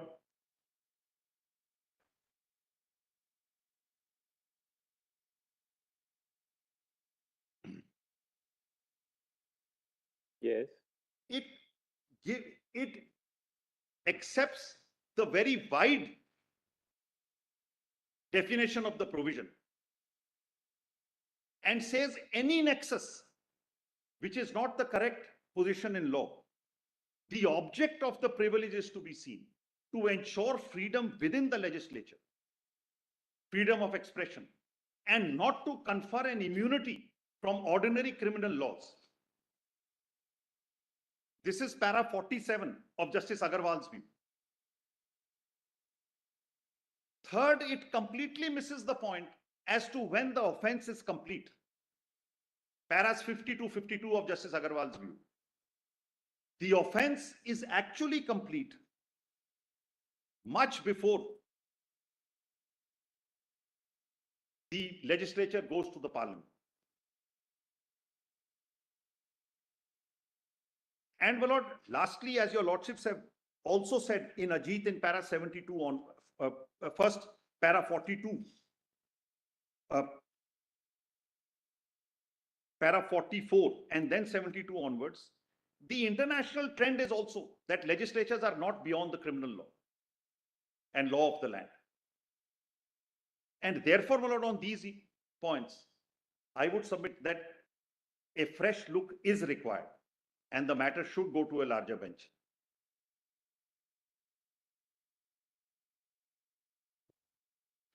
Thank you, Mr. Patalia. Yes, Mr. Shankar. Just a few points, I won't take long. It's the entirety of the Jharkhand case revolves entirely on an interpretation of three words in Article 105 and Article 194. Those are the words "in respect of." If I can trouble your lordships with that part, because that is the. Those I've got In four Narasimha Rao, copies. in Narasimha Rao, did they summarize their conclusions? I Yes, think there's a yes. paragraph. Let's just see that. And then, E-court mein abhi liya. Well, these red copies of the Constitution, I've got 4 more. I'll get you a 5th. I've just. so I get a second one because of the second constitutional bench. Micah should also get one. Yeah, you will. What I could arrange now, I got.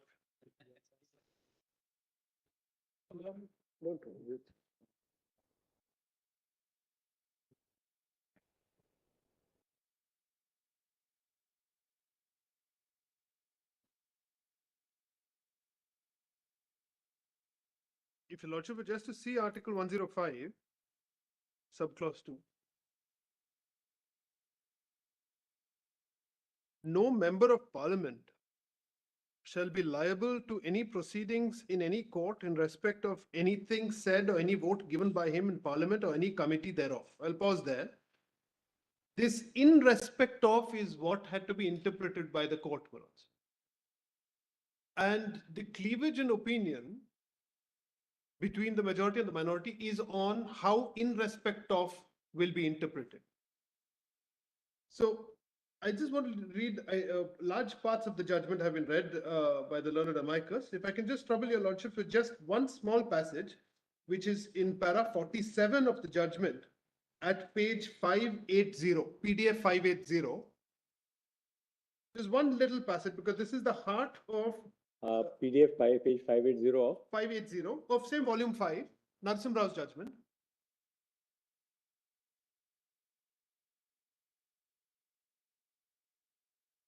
If I can have your lordship's attention at placitum C, just between C and D.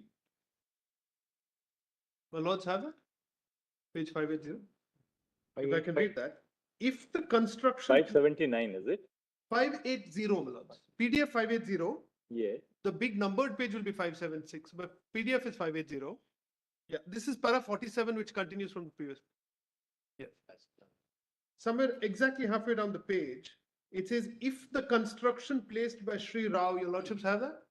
Yes. On the expression "in respect of" is adopted, a member would be liable to be prosecuted on a charge of bribery if he accepts bribe for not speaking or for not giving his vote on a matter under consideration before the House. But he would enjoy immunity from prosecution for such a charge if he accepts bribe for speaking or giving his vote in Parliament in a particular manner and he speaks or gives his vote in Parliament in that manner.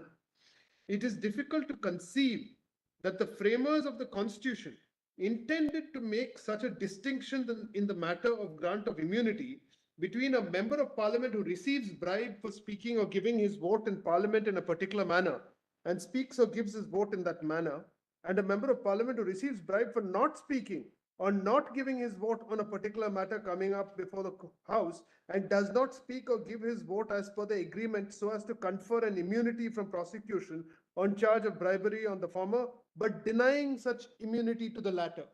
So by the mere act of abstaining from voting, and if he's been bribed to abstain from voting, he would be immune. As Ajit He would not be immune, I'm sorry. He would not be He immune. would not be. But if he acted and he voted in a particular fashion, he would be immune. Now, this artificial distinction, they say that it's difficult to conceive that the framers of the Constitution meant that. Such an anomalous situation would be avoided if the words in respect of in Article 1052 are construed to That's mean. why Ajit was not granted. He was not. immunity. He was not. In fact, the conclusions your lordships asked, if your lordships come to the conclusion, I'll just come to that. In respect of in Article 1052 are construed to mean arising out of. If the expression in respect of is thus construed, the immunity conferred under Article 1052 would be confined to liability that arises out of or is attributable to something that has been said or to a vote that has been given by a member in parliament or any committee thereof. The immunity would be available only if the speech that has been made or the vote that has been given is an essential and integral part of the cause of action for the proceedings giving rise to the liability. The immunity would not be available to give protection against liability for an act that precedes the making of the speech or giving of vote by a member in parliament, even though it may have a connection with the speech made or the vote given by the member, if such an act gives rise to a liability which arises independently and does not depend on the making of the speech or the giving of vote in parliament by the member. Such an independent liability cannot be regarded as liability in respect of anything said or vote given by the member in parliament. The liability for which immunity can be claimed under 1052 is the liability that has arisen as a consequence of the speech that has been made or the vote that has been given in parliament. This is the reasoning that the minority adopts, my lords. The conclusions your lordships wanted to see of the majority is at 604, PDF 604. No, sorry. Why is this? Sorry. Para 98, my lords, which is 608, PDF 608.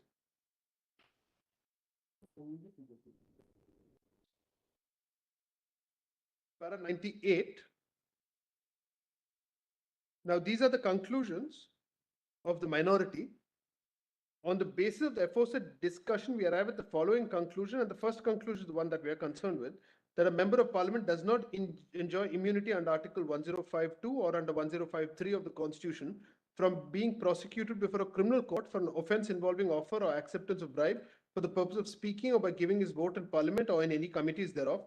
There's a one-page concurring judgment of Justice Reyes with the majority. That's the next page, my lords. Page para 101, your lordship will see once again the interpretation of in respect of is there. That's para 101. That's Justice Reyes. After which Justice Barucha's judgment, my lords, starts thereafter for himself and Justice Babu. And if your lordship would be kind enough to come to para 139, which is PDF page 636, 636.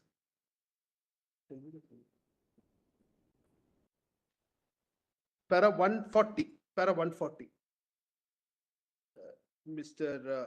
Patwale read the next para. I just thought this may be relevant.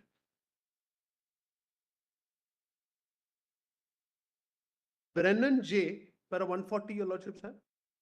Brennan J, dissenting in Brewster, said that Brewster had been charged with a crime whose proof called into question the motives behind his legislative acts. He could not only not be prosecuted or called to answer for his vote in any judicial or executive proceeding, but his immunity went beyond the vote itself and precluded all extra congressional scrutiny as to how and why he cast or would have cast his vote a certain way. Neither the senator's vote nor his motives for voting, however dishonorable, could be the subject of a civil or criminal proceeding outside the halls of the Senate. The charge of a corrupt promise to vote was repugnant to the speech or debate clause It might be that only receipt of the bribe and not performance of the bargain was needed to prove the charge, but proof of an agreement to be influenced in the performance of legislative acts was, quote, by definition an inquiry into their motives, whether or not the acts themselves or the circumstances surrounding them are questioned at trial. Furthermore, judicial inquiry into an alleged agreement of this kind carries with it the same dangers to legislative independence that are held to bar accountability for the official conduct itself. The senator's reprehensible and outrageous conduct, if committed, should not have gone unpunished, but whether a court or only the Senate court might undertake the task is a constitutional issue of portentous significance, which must, of course, be resolved uninfluenced by the magnitude of the perfidy alleged. These two quotes are relevant because this is effectively what the majority takes and uses as the basis for the entire judgment. See para 141. We cannot but be impressed by the majority opinion in Brewster, but with respect, are more persuaded by the dissent. These two paragraphs are read out. The majority opinion stated that the only reasonable reading of the speech and debate clause was that it does not prohibit inquiry into activities that are casually or incidentally related to legislative affairs, but not a part of the legislative process itself. Upon this construction of the speech or debate clause, it came to the conclusion that a court could investigate whether Brewster had taken a bribe to be influenced in the performance of official acts in respect of his action, vote, and decision on postage rate legislation. With respect, we cannot regard the act of taking a bribe to vote in a particular way in the legislature to be merely casually or incidentally related to legislative affairs. And then they rely on this Library of Congress publication and they approve it, my lords, that the extract is there. And then, my lords, at para 143, your lordships have seen the conclusion that they have drawn after that. Next page, PDF 638. Our conclusion is that the alleged bribe takers, other than Ajit Singh, have the protection of 1052 and are not answerable in a court of law for the alleged conspiracy and agreement. The charges against them must fail. Ajit Singh, not having cast a vote on the no confidence motion, derives no immunity from Article 1052. I ask myself, Manoj, if I were to take a bribe and then have second thoughts, a prick of conscience, and I decide not to vote as the bribe has demanded, I would not have my immunity. But if I were a good boy and I acted as per the bribe and I went and voted in accordance with that, I would suddenly be immune. This absurdity, Manoj, has led to, when this judgment itself came out contemporaneously, there were many criticisms of this and a slew of articles came out. Just one of them by an author, I will just read one sentence from that. In the nearly half century of its existence, this is Mr. Nurani writing in his Constitutional Questions on Citizens' Rights. In the nearly half a century of its existence, few rulings of the Supreme Court incurred such odium, and so deservedly, than that so merrily handed down on 17th April 98 in the Jharkhand Mukti Morcha case. It holds that legislators, MPs, or MLAs who take bribes enjoy constitutional protection from prosecution for their crimes. Lesser mortals, however, who offer the bribes do not. And this in the name of free speech and free vote in the House. If I may draw a parallel, my lords will recall in section 6A, 6 capital A, of the Delhi Special Police Establishment Act, there was the single directive, which had been struck down in Vineet Narayan and then they brought it back by way of statute. Your lordships had occasion sitting in 5 to entertain the challenge to section 6A. Section 6A provided that if you are a particular class of officer, a consent is required in order to prosecute you. You created 2 classes of officers, and that was struck down by your lordships. The effect of this judgment is that it says that you are welcome to take bribes provided you are acting in accordance with that bribe as far as the House is concerned. But if any other individual, if a PWG engineer on the street is taking a bribe, there is absolutely no immunity available to him. It is not Article 105 and 194. These provisions are not meant to spread that limited dragnet of protection so far afield that a taking of a bribe for this tenuous purpose is to be protected. And if I may just for a minute take your lordships to one para from Kalpana Mehta, my lords, which is in this same volume. It's at PDF 1325. This is Kalpana Mehta, my lords. PDF 1325. It starts at 1214. PDF 1214. This is the Constitution bench of my lords dealing with parliamentary committee reports and whether privilege attached to that. I just want to read one paragraph, actually two paragraphs. One is para 221, which is at PDF 1325. Do my lords have that? Yes. 1324, 1325. This is my Lord Justice Chandrachud's judgment as part of the bench. My Lord has para 220, 220. Yes, that is 1324. 1324, PDF 132. Now this is also Constitution bench. Para 220 deals with my Lord summation of PV Narasimha Rao. Para 221 is with reference to the submission of the Attorney General at that point. And I just want to read that para after para 221's extract. At page 1325, just after the extract, your lordships have the view. 1325, second paragraph. Yes. The view. Yes, the view of the minority was that the offense of bribery is made out against a bribe taker either upon taking or agreeing to take money for a promise to act in a certain manner. Following this logic, S.C. Agarwal J. held that the criminal liability of a member of parliament who accepts a bribe for speaking or giving a vote in parliament arises independent of the making of the speech or the giving of the vote, and hence is not a liability in respect of anything said or any vote given in parliament. The correctness of the view in the judgment of the majority does not fall for consideration in the present case. Should it become necessary in an appropriate case in future, a larger bench may have to consider the issue. It is our submission that it squarely falls for consideration here because the impugned judgment in the main case deals with this. And, my lords, the defense, Mr. Ramachandran was very fair to disclose, relies on the majority in Narasimha Rao. Now, the majority in Narasimha Rao does not come to his aid if it is overruled. And the conclusion is there for all to see, my lords. Just two small things in addition.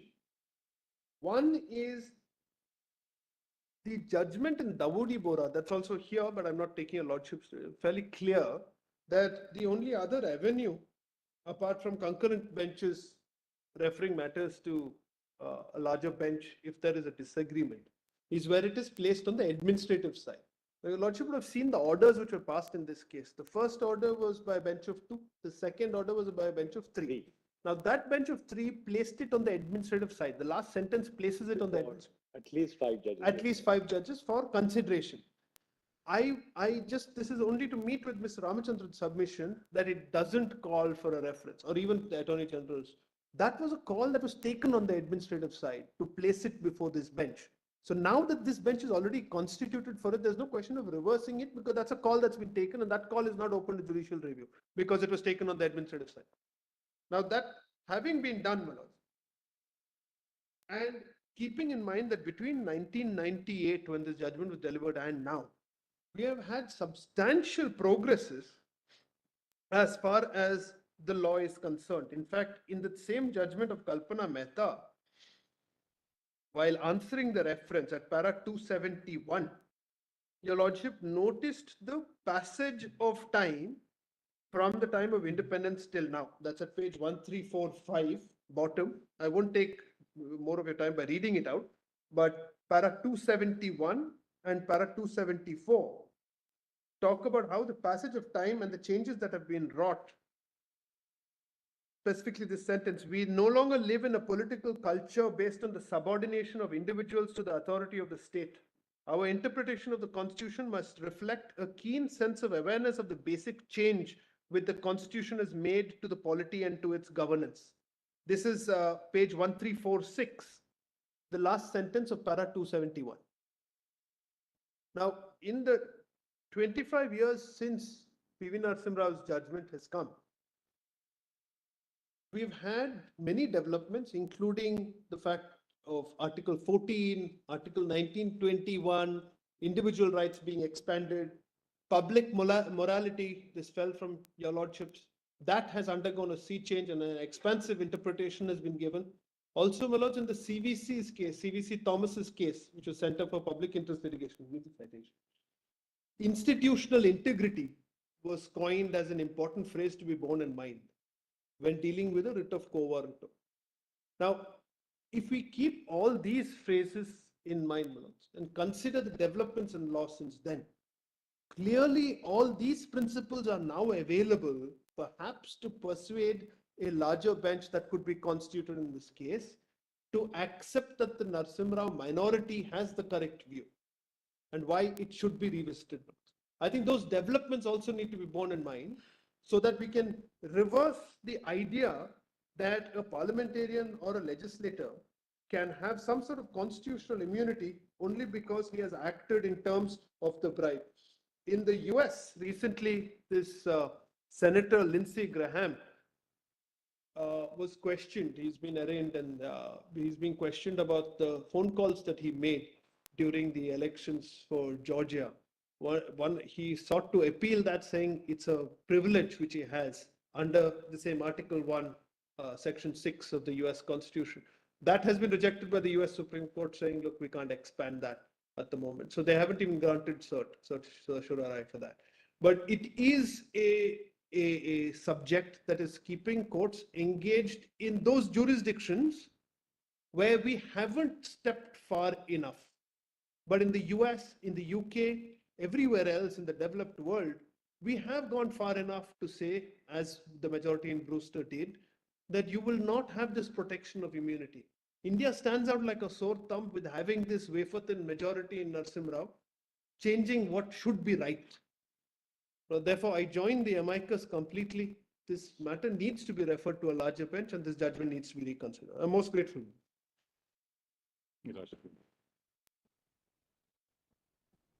Sorry, who are you appearing for? Yeah, pardon, Who are you appearing for? NB Tiwari, intervener. Intervener. Yeah. You're supporting the reference or you are opposing the reference?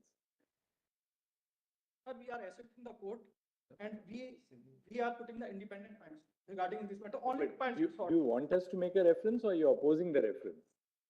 Are in favor of the reference to the law. Reference. So please, sir. Only Right, points. 2 minutes, yes. Please. Sir, the point one is that what was the intention of our constitution makers under Article 105 and 194, whether immunity from criminal prosecution for taking bribes or money for vote or speech in House to MP MLAs is creating a different class who are allowed to corrupt the basic structure or the foundation of the democracy. First point is that. And second is that whether in democracy like India, a voter can expect from his elected representative that he should be allowed to take money or bribe for speech or votes in House. Sir, we are deciding from the point of view of the lawmakers from the past decisions, but we are not considering the point of view of our constitution makers and like as the common voter, because in India, we have the constitutional supremacy, not the parliamentary supremacy. So the reference would be the larger bench in this. Yes, thank you. Thank you. Yes, Mr. Attorney.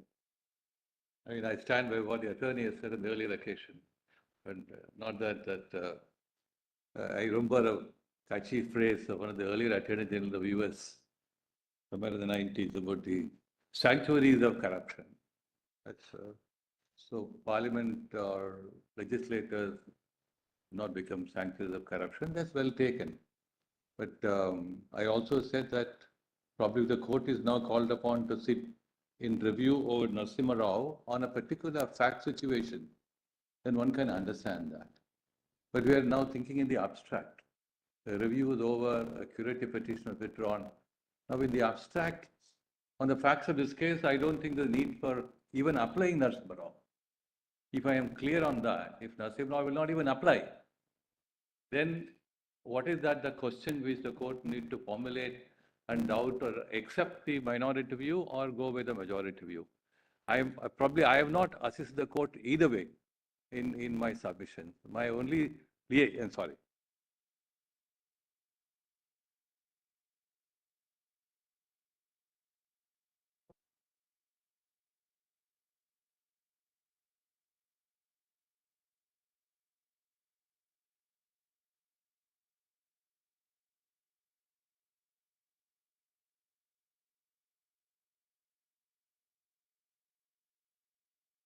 So if you go entirely by the. Are you abiding by the stand which was taken by the Attorney General in Narasimha Rao? Let me tell you. Now, what the attorney argued, is entirely what I, certainly as a proposition of law, but as an officer of the court, now there is a view taken by the bench. Now, let me just a few preliminary observations.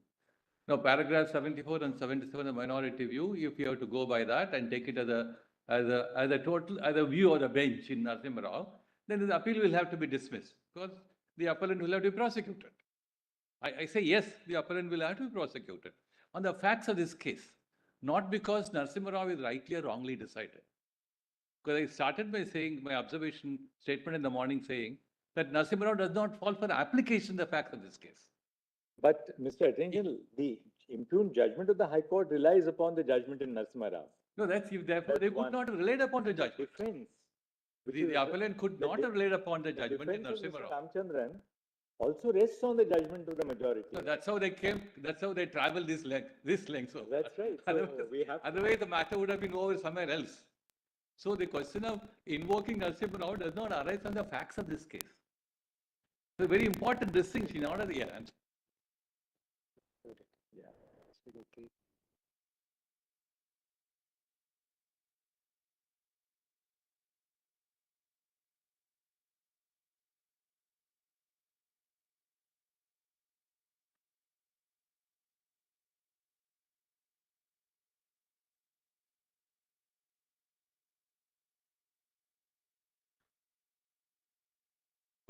Whether a narrow view is to be taken or an expansive view to be taken will then be dictated by the facts of a given case. But now, as I said, in the abstract, a narrow view would probably come into the court or a broader view. Because as I see the law, which has grown over a period of time, US, UK, Canada, Australia, I mean, on the one hand, there's a need to keep the integrity of the speech and debate clause, the protection of immunity on the one hand. Same time, an overbroad protection can probably bring in distortions on the functions of a parliamentarians. So on the balance of its considerations, the majority view has taken a particular perspective. So if for the purpose of this case, I'm a little worried whether on the facts of this case, there's a need for a larger reference to a larger bench. The answer would be no. And the prosecution will have to go on. But I stand with the other principle that how do you really expound Article 194 or 105? Maybe there is a case made out for expounding it, but as I said that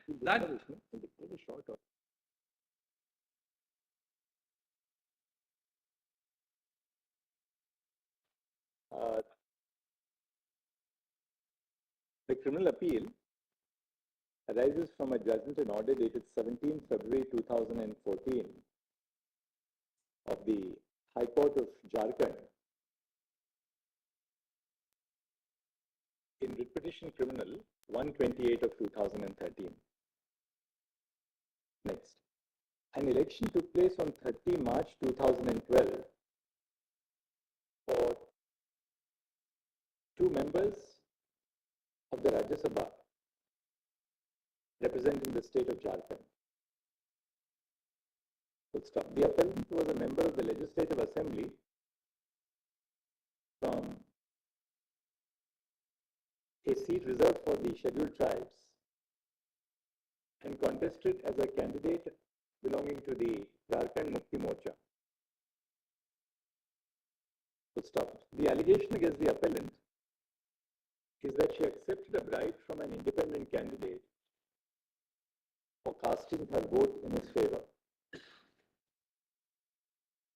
However, according to the appellant, she did not cast her vote in favor of the alleged bribe giver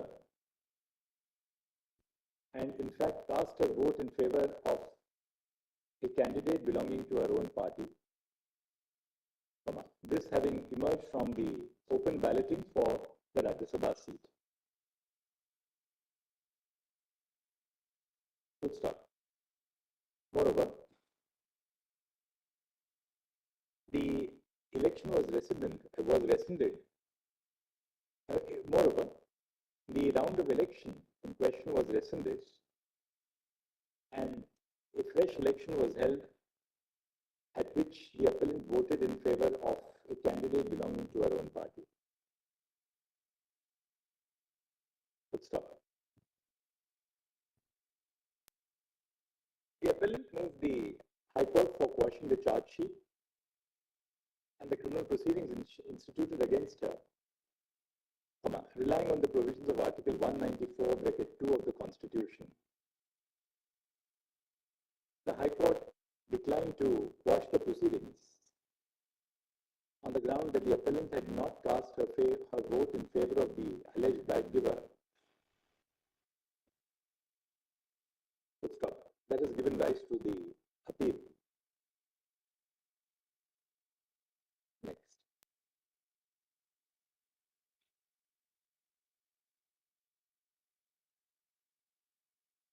On 23 September 2014,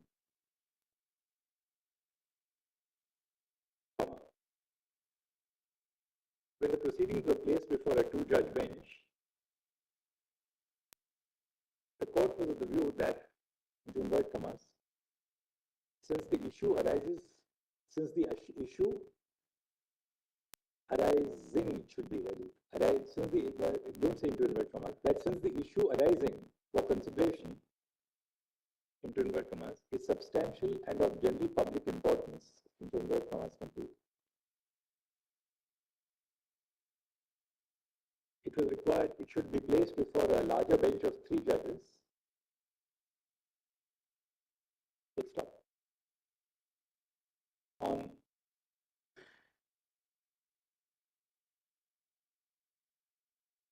7 March 2019, when a bench of 3 judges took up the appeal, it noted that the gravamen of the charge against the appellant is that she had accepted a bribe to vote in favor of a particular candidate in the Rajya Sabha election for Jharkhand. The precise question, as the 3-judge bench noted, as the 3-judge bench observed, was dealt with in a judgment of a constitution bench in P.V. Narasimha Rao versus State, 1998, 4 SCC 626. Full stop. While 2 judges on the bench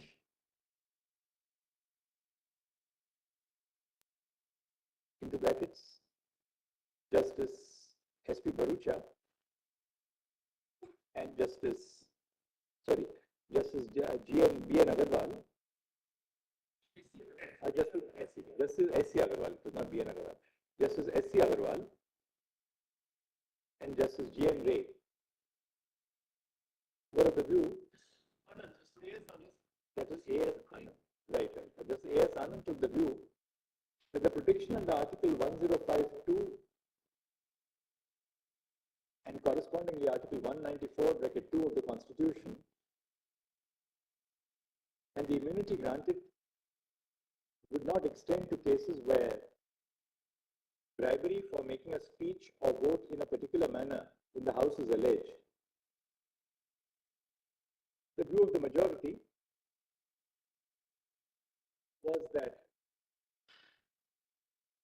was to the contrary. Full stop. The 3-judge bench hearing the present appeal was of the view that, to invert commas, having regard to the wide ramification of the question that has arisen, the doubts raised, and the issue being a matter of substantial public importance, into invert commas complete, it required to be referred to a larger bench as may be considered appropriate. Stop. The matter has been placed pursuant to the administrative directions of the Chief Justice before this bench of 5 judges.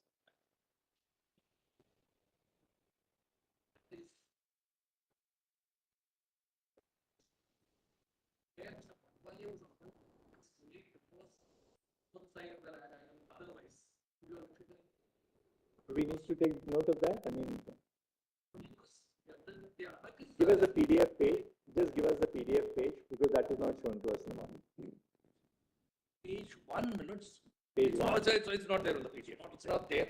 It's an order dated 15/11/22. Do you have a copy of it? 15/11/22. We just see if you have a printed copy. Does anybody have a printed copy? I will share from our. Mr. Shankar, you may not get it back. Huh? Share one of the printed copies. Just 2 lines, list on 15.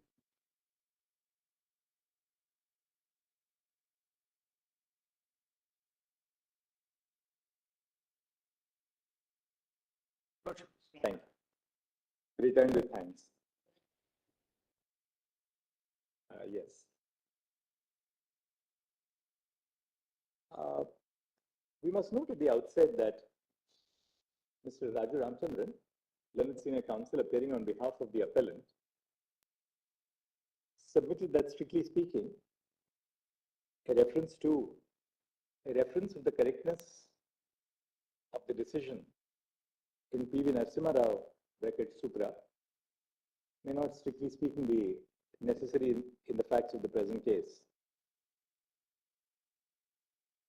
Let's stop. This submission has been also advanced by the Learned Attorney General for India. Let's stop.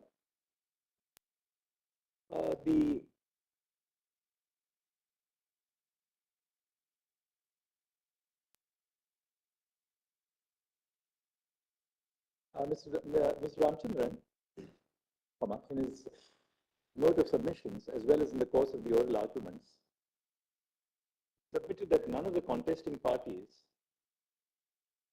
has challenged the ratio in P.V. Narasimha Rao Supra. Full stop. On the contrary, it is urged, that the contesting parties are ad idem on the ratio, and what is thought to be contested is the applicability of the judgment. Full stop. The respondent, it is submitted, urges that the judgment does not apply in the instant case,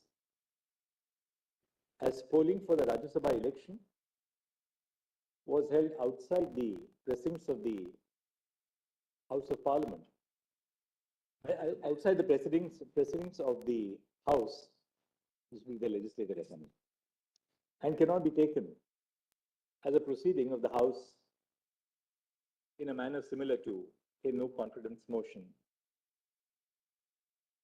Let's stop. On this basis, it has been submitted that the reference would not be warranted. Let's stop.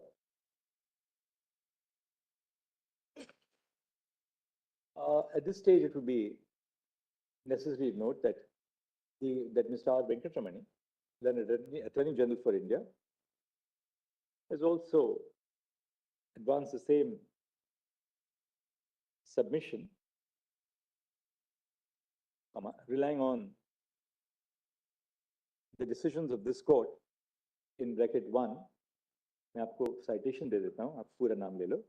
1984 to SEC 404, semicolon, bracket 2, 1997 11 SEC 111,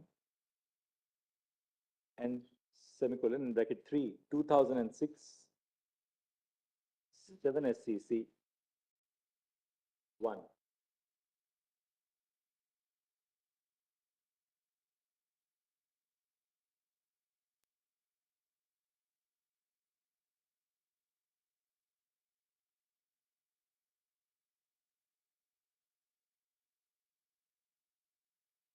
Next. Before we before proceeding further, it would be appropriate to note that the judgment that a review petition into brackets, review petition number 2210-27 of 1998, review petitions, namely, review petition numbers 2210-27 of 1998 were instituted before this court to seek a review to questioning the correctness of the decision in P.V. Narasimha Rao. Full stop. The petitions for review were dismissed on the ground that there was a delay, on the ground of delay in a judgment reported as state bracket CBI bracket SPE versus P.V. Narasimha Rao 2001 9 SCC 249. Full stop.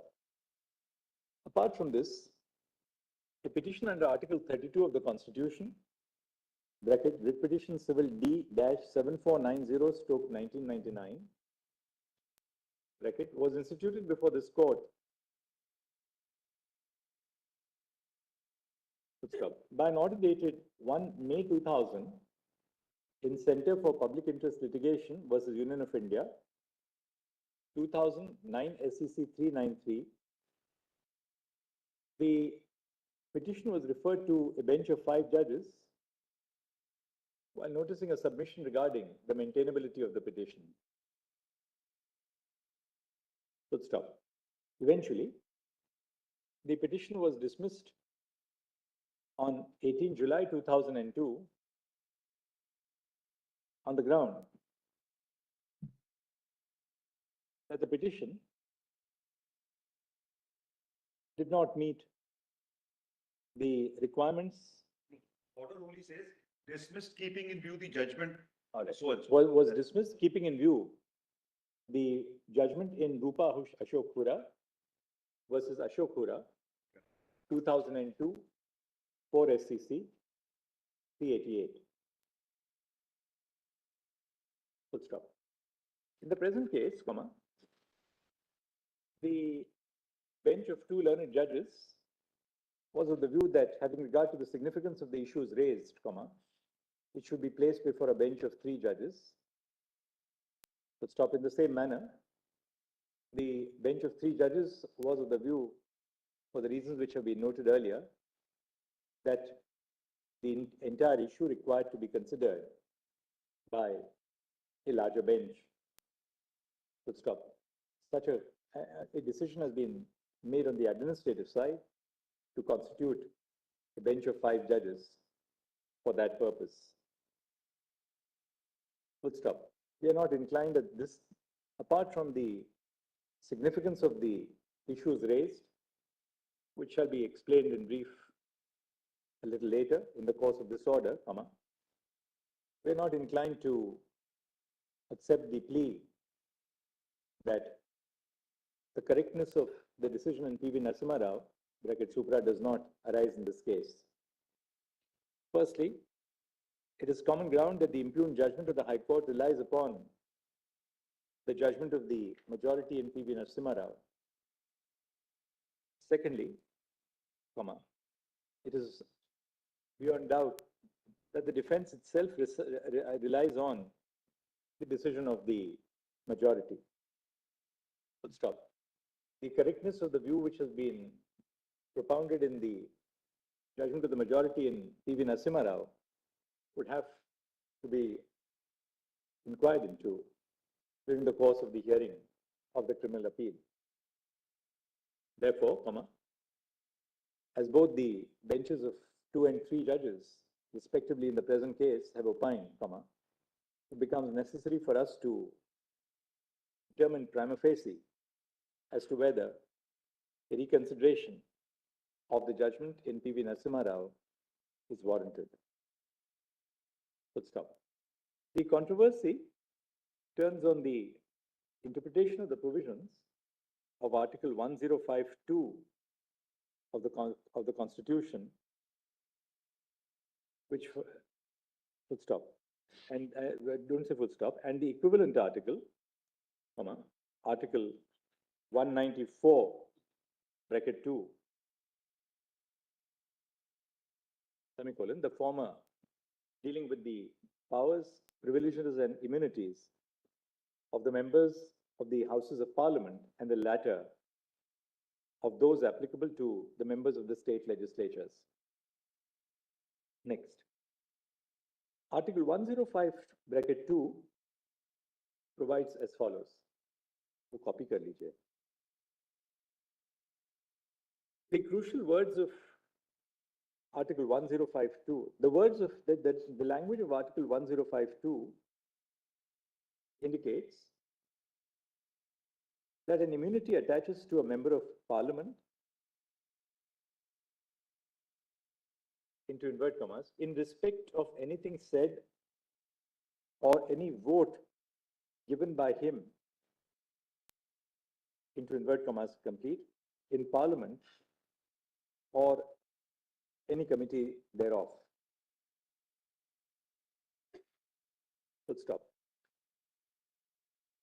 The expression anything said or any vote given would postulate that the immunity attaches in respect of conduct which has taken place, namely the giving of a vote or upon speech which is made in Parliament or in any committee of Parliament. Full stop. The expression in respect of anything said or any vote given arose for consideration squarely before the Constitution bench in P.V. Narasimha Rao. Full stop. The charge in that case was that the bribe takers had taken bribes to secure the defeat of a no confidence motion on the floor of the House. Full stop. In analyzing the expression, in analyzing the above expression, Justice S.P. Bharucha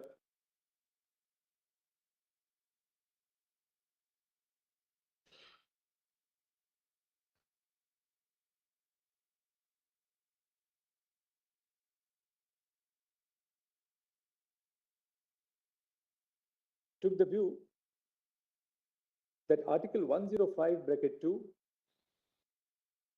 would have to be interpreted broadly, and so interpreted would protect a member of Parliament against proceedings in court that relate to or concern or have a connection or nexus with anything said or a vote given by him in Parliament, into brackets, paragraph 133 at page 729.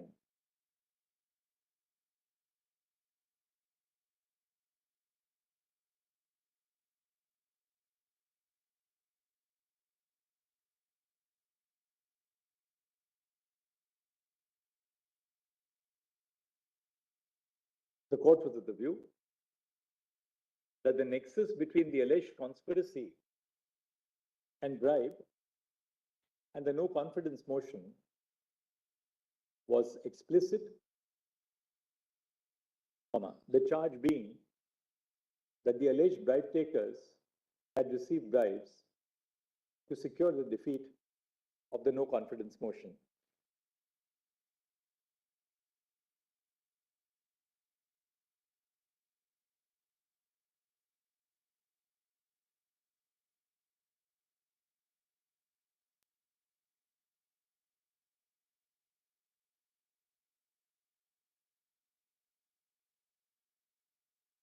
The Attorney General for India,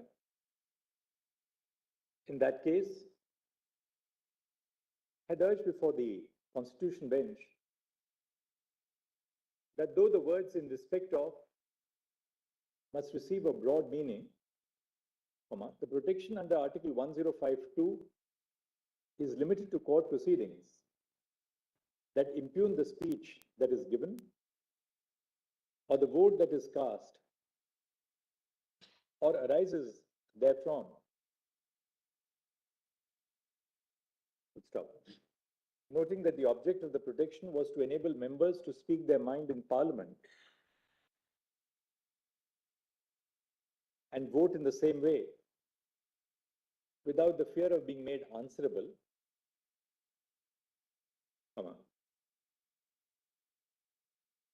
the judgment of Justice S.V. Barucha contains the following observations. Just copy down. Para 136 at PDF page 636. I'll give you the first three words. It is not enough to the end of the paragraph. Let's stop.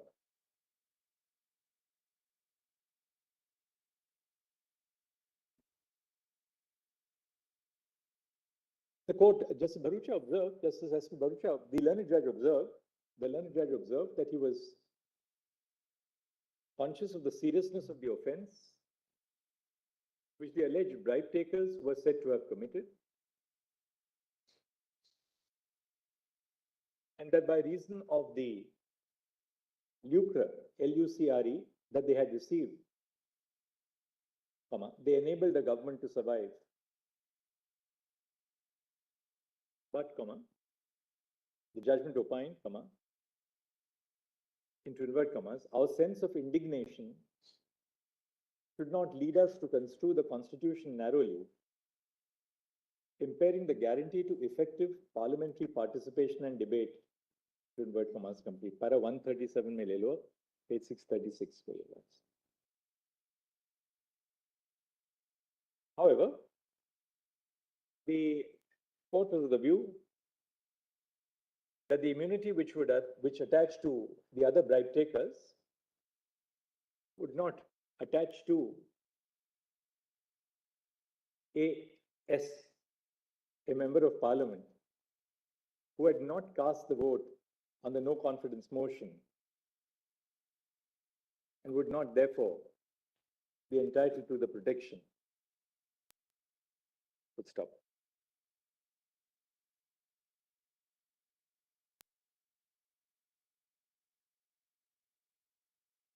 The contrary viewpoint of the minority in P.V. Narasimha Rao was espoused in the judgment of Justice Agarwal. Let's stop.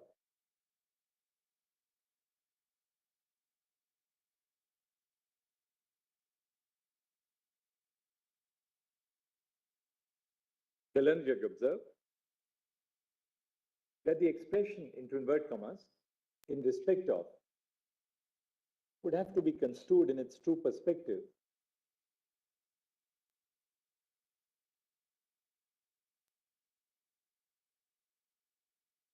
Let's stop. The judgment emphasized that the object and purpose of Article 105(2) of the Constitution is to enable members of Parliament to speak freely or to cast their votes without fear of consequences. Let's stop.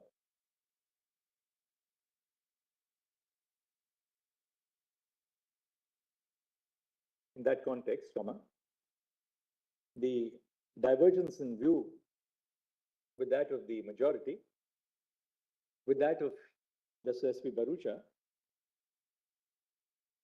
emerges from the following extract in paragraph 47 of the judgment. Copy down at page 579 PDF, para 47.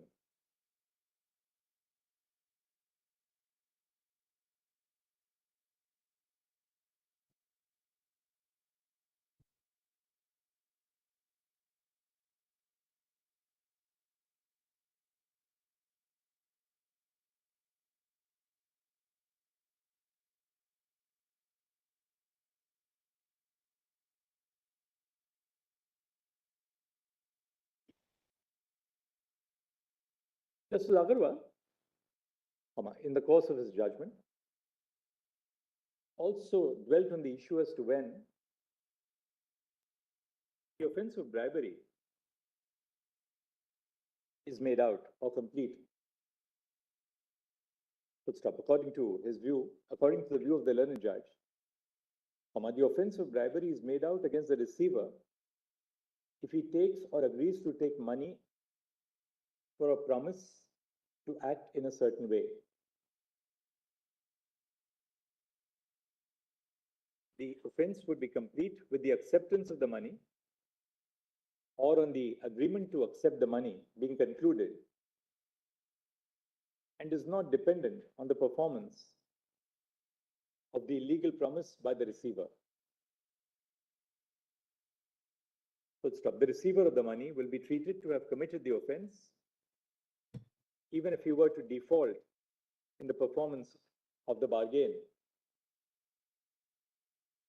Hence, the learned judge held that for proving the offense of bribery, all that is required to be established is that the offender has received or agreed to receive money for a promise to act in a certain way. And it was not necessary to prove further that he had actually acted in the way as promised. Let's stop. The third judgment in P.V. Narasimha Rao's case, was delivered by Justice G.N. Ray. Full stop.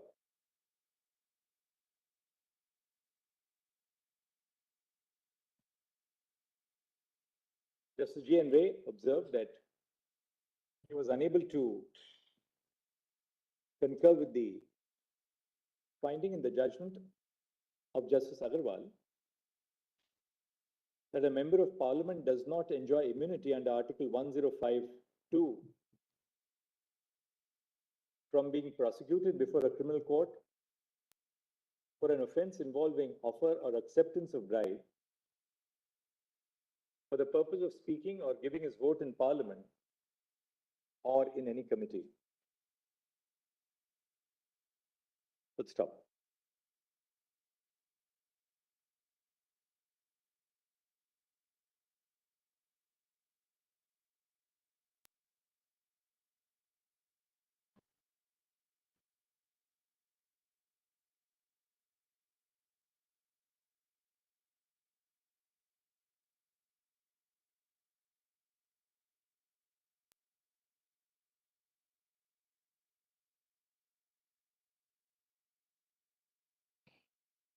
A reading of the judgment of Justice G.N. Ray indicates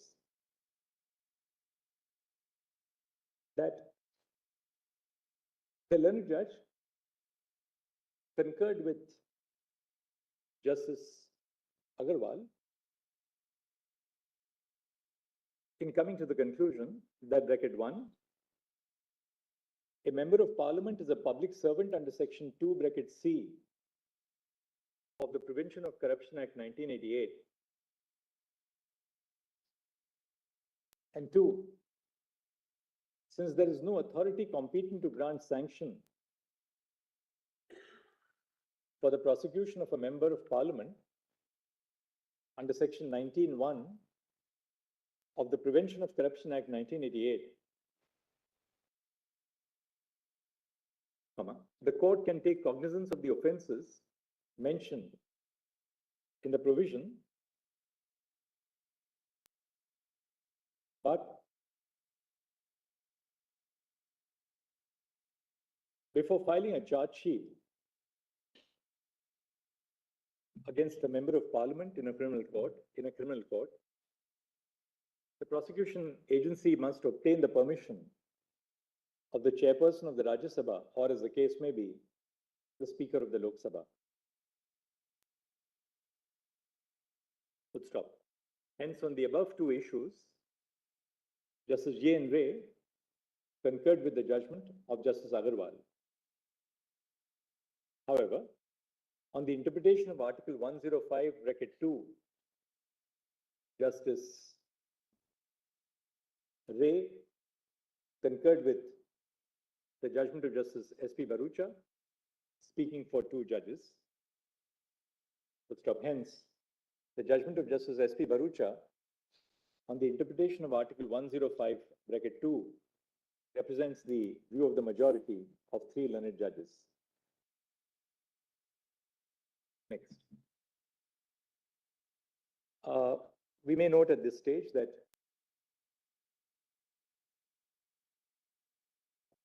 we have heard that besides Mr. Raju Ramchandran, learned senior counsel, and Mr. R. Venkatramani, learned Attorney General for India, we have also heard Mr. P.S. Patwalia, learned senior counsel, who has been appointed as a amicus curiae to assist the court, and Mr. Gopal Shankar Narayan. Intervener के लिए भी नाम दे दीजिए उनका. Next. We are inclined to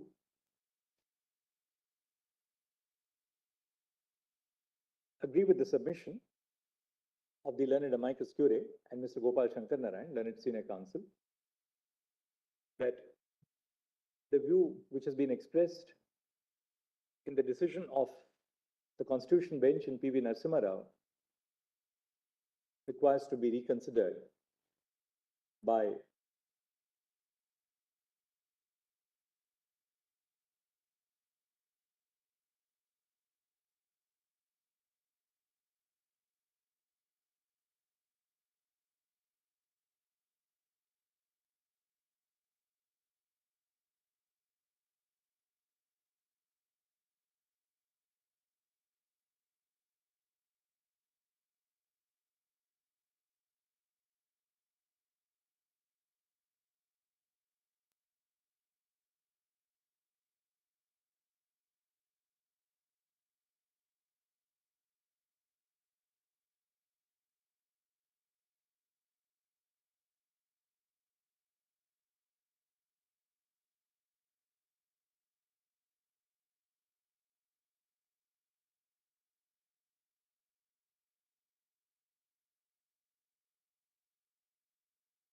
maybe the state legislature must be free to express their views on the floor of the House or to cast their votes either in the House or as members of committees of the House without fear of consequences. Full stop. While Article 19(1)(a) of the Constitution recognizes the individual right to the freedom of speech and expression, Article 105, bracket 2, institutionalizes that right by recognizing the importance of the members of the legislature having the freedom to express themselves and to cast their ballots without fear of reprisal or consequences. Full stop. In other words, the object of Article 105, bracket 2 or Article 194, bracket 2 does not prima facie appear to be to render immunity from the launch of criminal proceedings for a violation of the criminal law, which may arise independently of the exercise of the rights and duties as a member of Parliament.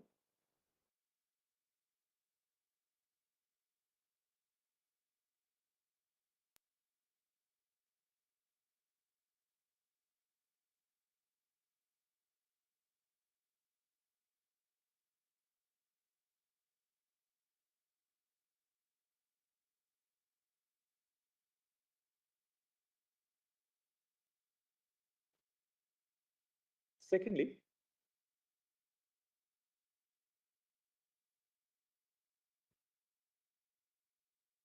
in the course of his judgment, in the course of his judgment in P.V. Narasimha Rao,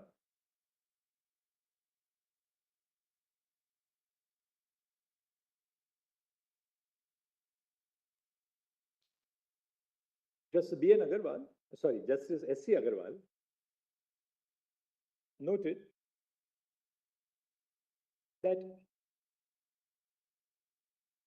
if the construction in support of the immunity under Article 105 bracket 2 for a bribe taker were to be accepted,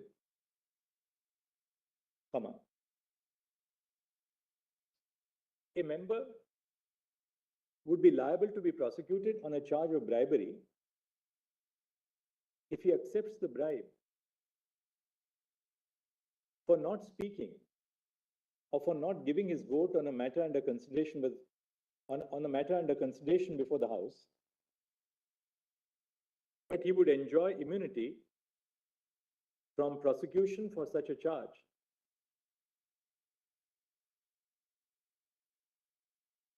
if he accepts the bribe for speaking or giving his vote in Parliament in a particular manner, and he in fact speaks or gives his vote in Parliament in that manner.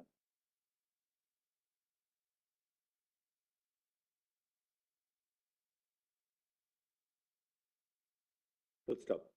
This anomaly, Justice Agarwal observed, would be avoided if the words "in respect of" in Article 1052 are construed to mean arising out of.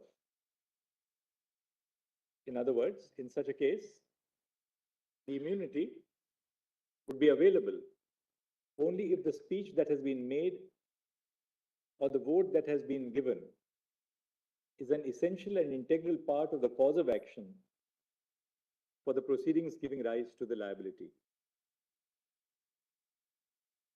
Semicolon. Bracket. Thirdly, the judgment of Justice S.C. Agarwal has specifically dwelt on the question as to when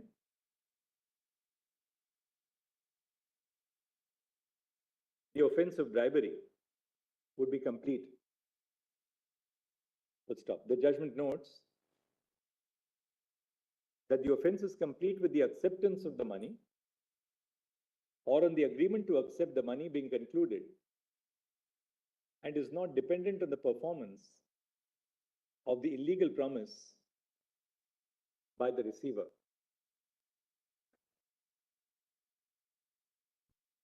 Full stop. The receiver of the bribe would be treated to have committed the offense even when he fails to perform the bargain underlying the tender and acceptance of the bribe. Full stop. This aspect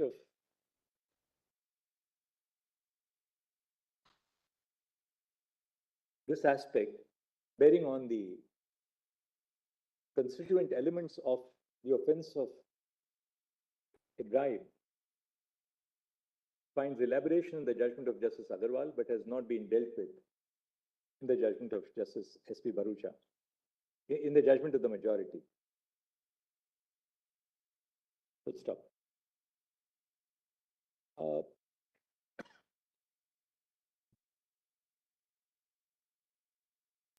We've already noted above that the efforts to have the efforts in seeking a review of the judgment in P.V. Narasimha Rao and later in proceedings under Article 32 of the Constitution did not bear fruit. Full stop. One of us, into brackets, Mera naam likh lo, while delivering the concurring opinion for a constitution bench in Kalpana Mehta versus so-and-so, page 12144, had occasion to observe that the correctness of the view in P.V. Narasimha Rao would fall for reconsideration in an appropriate case in future. should it become necessary to do so. Let's stop.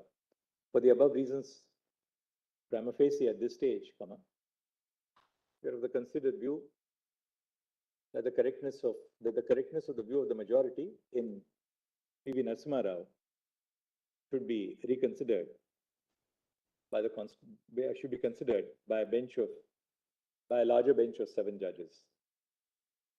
But above all, it must be noted that the purpose of Article 105(2) and Article 194(2) is to ensure that members of the Parliament and of the state legislatures are able to discharge their duties in an atmosphere of freedom without fear of the consequences which may follow for the manner in which they speak or exercise their right to vote on the floor of the House.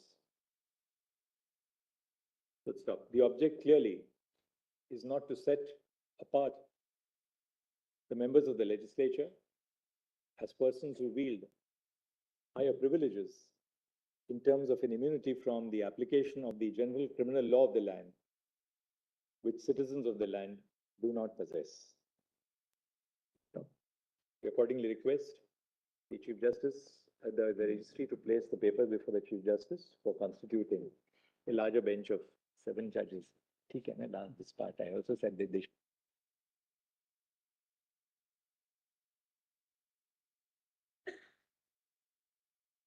My only concern was that the appellant does not get the benefit of this long reference because the prosecution, the long pending prosecution, and then Sorry. the appellant in this case ought not to get the benefit of this. Let it be. That's my concern. It's all. What we'll do is, Yes. we have heard this substantially. In all probability, we'll constitute a bench in the next week or two and we'll get another bench of 2 judges and we'll resolve it. Because there's no point in again now putting this in the whole loop. Correct. Because you've That- all argued I for would such a long agree. time, the That- learned that attorney has would be- argued. Yes. So I think what we'll do, we'll just, we'll notify the bench. If We'll we try- are right on the question that he doesn't get a benefit of Narasimha Rao either way, Yes. then why should it hang on here? I think what we'll do is I'll try and constitute a bench in the next week or two. And because really, I mean, all the Then, pleadings are complete, yes, correct, everything is here before us. Yeah. So we'll resolve it once and for all. Sorry? Then there's a set of questions that. You'll have to get 2 more of these, yes. I can share one of mine because I have one at home now, you know. Then that will be constitution as understood by Malayalam.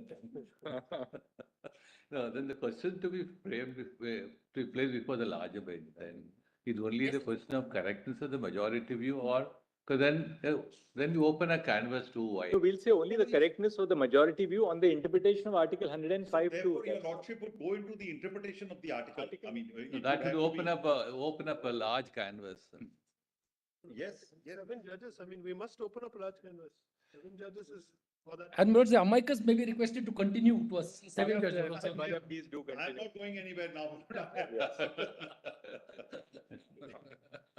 You know, Mr. Attorney, what will happen is if you were to lose this opportunity, I mean, we would have, the easiest thing is to close it because we would have closed it in 5 minutes. Correct. But you know, God knows when this opportunity will arise before a constitution bench in the future to, I mean, we may still accept the contrary viewpoint and come to the conclusion that on the balance, you know, Justice Barucha's view was right. It was a more conservative view. He felt that, look, that's the correct view. I mean, we may still come to that conclusion, but to even reconsider this may probably take another 2 decades, you know, because who knows which case will arise again for us to. So we shouldn't allow an opportunity to go by without, on Yes, such an actually, important certainly- issue which concerns our polity. To assist the court, but only I want to have that outer limits of expanding. Sometimes the inclination of the court to go a little beyond what may be necessary to look into. I only trying. Issue itself is very limited only. That's Issue is very Just on the limited. construction of a very 194. limited question. read with, Because as I said, even today, no, I think Parliament has enacted a law on disabilities and privileges. Because, you know, there's a subject where certain. If a person accepts will always the bribe, elude. if a person accepts a bribe and votes or abstains from voting, then immunity. If a person accepts the bribe and doesn't fulfill their bargain, If he That abstains, way, that he'll will be. he's that- punished for that. If he abstains, He's punished. That may be another dimension of cheating or It dishonesty. turns the whole article on its head, actually. Then you're not giving immunity for anything. To, What is to it be saying? or not to to be be. very, that is the key part of it. That is the key part. Otherwise, if you just look at the words in respect of, there are a number of judgments which say in respect of must be construed very broadly. Yes, yes. Whether in commercial law or in the constitution itself. But this part really is a special, issue which arises in relation to Article To 105. vote or not to vote is a question. To ditch or not to ditch. Thank you. Thank you very much, Mr. Patwalia, Mr. Shankaran, Mr. Attorney, and Mr. Ramchandran. Thank you so much. Would my lords be convening? We missed you in Article 370 though. Unless would my lords be convening for the, reconvening for the regular matter? No, I think with just 15 Because I had a minutes left. difficulty in 101, I can mention that No, tomorrow it's morning just, also. you can mention in the Please morning. have it next week, I can. You can just ask our junior to mention if you're not in court tomorrow. No problem. I had a difficulty after an hour, it's 101. No problem. Just Next ask, week. if you are in difficulty, ask your junior to. I'll come in. He'll accommodate. And I had a request in 102, same request, my lord. Because provided people, after you keep us busy for the rest of the day. Thank you.